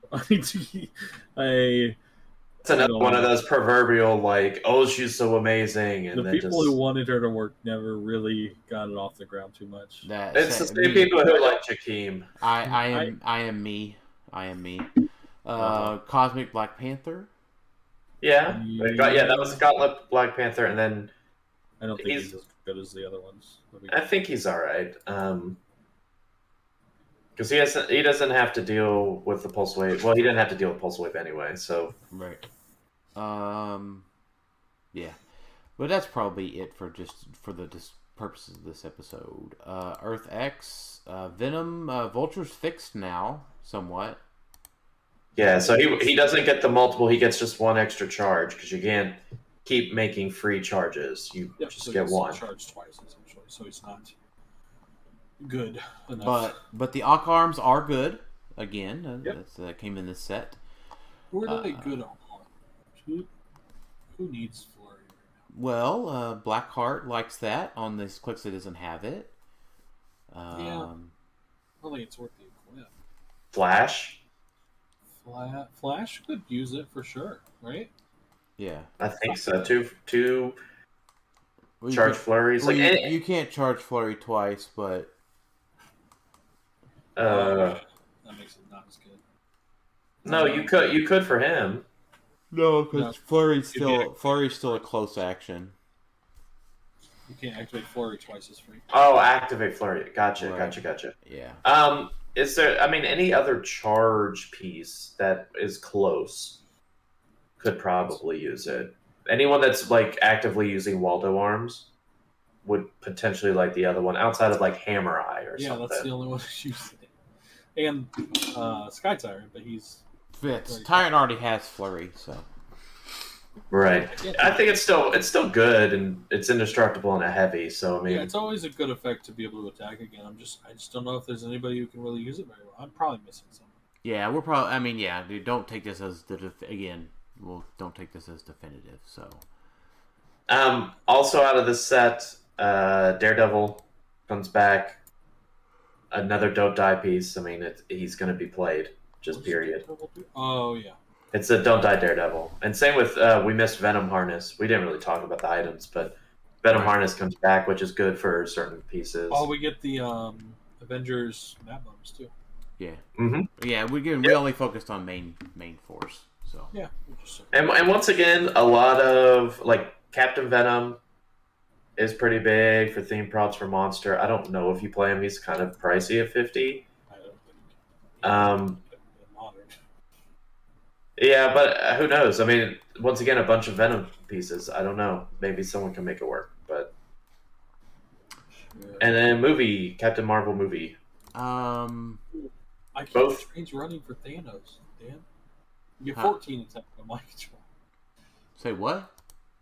Yeah, you're very quiet, Tyler. I'm sorry, I keep the trains running for Thanos. You get 14 attack. Yeah, because they get negative to mind control if they're targeted by mind control. It's the location bonus, is what he's saying. Oh. Tyler, I've turned you up like 3 times this episode, so. Oh, okay. Let me try this. Anyway, is that the consolation? Yeah, it's the consolation for that map. It's mind control, in cap, and. Oh, I like a 14 attack. Yeah. Yeah. Yep, that's how it goes. Marvel movie, you get both Coulsons back, which play a role. Because you got the one Coulson who can drop a trade craft and just take in equipment or something. I forget what he could do. Yeah. Or he equips. He just equips something to a friendly character turn 1. Yeah, the problem though with Transporter Phil is that Transporter Phil just got beat out by a Green Lantern. He still has a place though, and he doesn't take pushing damage. That was his biggest flaw. Was the pushing damage stunk like real bad because he takes 1 damage, he loses the taxi. But Phil only could carry 4. Yeah. The other dude can carry 8. Are we talking about Green Lantern? Yeah. I'm not saying he is as good as Green Lantern, but he is also Avengers, and I think he's close to as good as Green Lantern. Maybe not. No, Green Lantern. Phil is good if you need certain keywords. Let's just say it that way. Like he has the leadership, he's got the stuff. He still has a thing. He could give you the standard damage power that you. He's need. Also a great attacker. He gets the big damage powers. Yeah. Like follow-up attacker, obviously not. You can't do anything when you move him up. The only other piece talked about, or should be talked about in this set, is obviously Korath. No. Oh, he's got that dumb Wendigo thing. He's got the Wendigo and Hulk thing. The Hulk thing's not as bad because Quake was nerfed. Yeah. Because remember, the Hulks, it could just hit you for full damage. Yeah. So now it's just you do the 2. But yeah, he could still do stuff with Wendigo. I actually hard looked at him during us looking at watch lists because I was concerned. Now, one thing to keep in mind with Silver Age is, despite it being somewhat limited and we don't have any tournaments, Majestics still exists and still has done like a big Golden Age thing. So if there's anything that would be broken potentially in Silver Age, they probably would have already found it somewhat in Golden Age. Does that make sense? Like Korath and Wendigos aren't running rampant through Majestic. I know there's a lot of other things going on in those tournaments, but it isn't like there's infinite combos. Because that was my concern was, is there infinite combos with that? Like, could you just get going and never stop? Because that's what happened with Hulks before. Well, can you go until you miss? Right. But there's a lot of things that makes it where you miss. Like, it's still dangerous, but it can be mitigated is what I've been told. But I looked at him during the watch list and actually submitted a suggestion of making him maybe once per turn. Mm-hmm. Like he needs to be a little limited, but we'll have to see. I don't know exactly how the watch list will fall out, so I don't know yet. But he was on my list of that's a little concerning. With like if I'm just imagining like this and like Wendigo and Korath against the Thanos. Like he's just attacking until the Thanos is dead. And that's right, but he can miss. And you miss once, it's over. There are ways to just mitigate it, just period. Yeah, so. And I feel like if the Thanos player doesn't see that you need to take senses against that matchup, then that's probably a problem for the Thanos player. Yeah, but sometimes you only roll a 1, and then you're just picking, senses. Yeah, you're choosing senses that turn. Senses. I know that. I know you're choosing senses, but then you don't have any of the other cool stuff that Thanos. Yeah, well, that's just. Well, that's a pain for that overpowered figure. Darn. Oh no. All right, so perfectly balanced as all things should be. That's right. Except so for himself. We answered Caleb's questions. We answered Dumark's questions. We answered Marcus's questions. McConnell said, should the next DC set have the most legacy cards we have ever received to make up for the lack of sets? what would your preferred distribution model be for, say, 60 legacy cards in a set? So it'd probably be one per booster if it was 60. That's right. So I've said this before, right? And this was my original suggestion several years ago, was like, just sell them to us, right? Like, my suggestion was make all the lanterns legal again, the batteries, and just sell us a card pack. Charge us whatever you would like. I don't think I feel like they're done with resources, so I don't think they'll do that. Yeah, I agree with that, but I'm just saying the distribution model. Yeah, they could just do like a I don't know, like $1.99 for 5 legacy cards or something. I mean, I think even more, right? $10, whatever. We've just seen their new distribution model, though. What? I mean, they just showed a new distribution model for legacy cards. Yeah, he's saying that if there were 60, because he wants them to catch up, essentially. No, yeah. I mean, I could see them introducing whenever we get a DC set. I don't see them just doing a ton of legacy cards. I see them doing a bunch of legacy cards for like conventions, because that's what we got in the Fantastic Four storyline, right? We got a ton of legacy cards that was prizing. So I could see them doing DC ones as like a 20, 22 or whatever con LEs, and just those are the things they throw on tables. Talking about conventions, though, and they're allergic. Sure, that's fair. But I mean, I could see them though. Sure. But I could see them also doing them in like WKOs as well. Granted, yes, we have to have WKOs. But what I'm saying is like there's an easy model, and it's like printing money for them, because it's literally they print a card and that's it.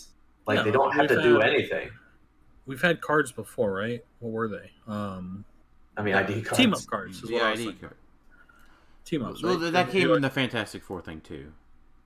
Yeah, but like they did that on. Yeah, they did that for a Scott Porter event. They did a few things where prizing was they had a bunch of cards for giveaways. I am all for legacy cards. I love them. I think they're great. I let you use old figures. They've done really well with some of them. Obviously, not all of them are great, but not all figures are great. But yeah, I'm all in on legacy cards. I think that's probably the best thing they've done in a while. I think legacy cards are the perfect way of making Silver Age the best age, because you can have a Silver Age where you're like, okay, we know where the standard is set with superior foes. We don't want to go Golden Age because there's just too much crap back there. But with legacy cards, we can start bringing that crap back, but in an appropriate manner to match our new stuff. Legacy cards were a great way, because now we don't need Silver Age because we have a bunch of legacy cards. Yeah, that's fine. I mean, I get it. I mean, we could start Silver Age is just literally where are we starting with the set, like where are we starting modern or where are we starting all this. So, but anyway, go ahead. All right. So Peyton Goldston, for any Silver Age, were there any non-Marvel DC characters that you've considered being a team with? Yeah, we talked about the other sets there tonight. Really just Turtles, pretty much. There's some stuff in there. Yeah. And then Star Trek. Don't forget Star Trek. True. Shirtless. So Brad, we answered his question, and then Jack, right? So here it is. When do you think The Rock will come to their senses and scrap the whole Silver Age idea? Personally, I will not play in any competitive event with ID cards. It's a busted mechanic that doesn't exist in Modern for a reason. Mm-hmm. I appreciate Jack's fervor with his opinion. It's a little negative. I understand, obviously, not liking IDs. I don't like IDs either.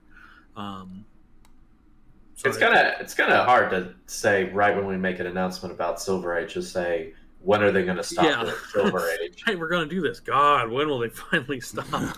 Like now the ID part, sure. Like I get that. That's something we're hoping to look at and see, okay, this isn't good for Silver Age, or it's not good in general. That's why it was on the watch list to begin with. So the Silver Age thing with Rock, no, you should expect that to just continue for the foreseeable future. Like, that's a good way. Because keep in mind how we worked before with WizKids. It's kind of like we were both doing the same thing. Like, both running modern tournaments, And so there was a little bit of a hard trying not to compete with each other, like event-wise. Like, oh, we got to make sure this doesn't happen to Clixed Nationals, or you don't want to just take away from WKOs, and you don't want WKOs to take away from Rock stuff.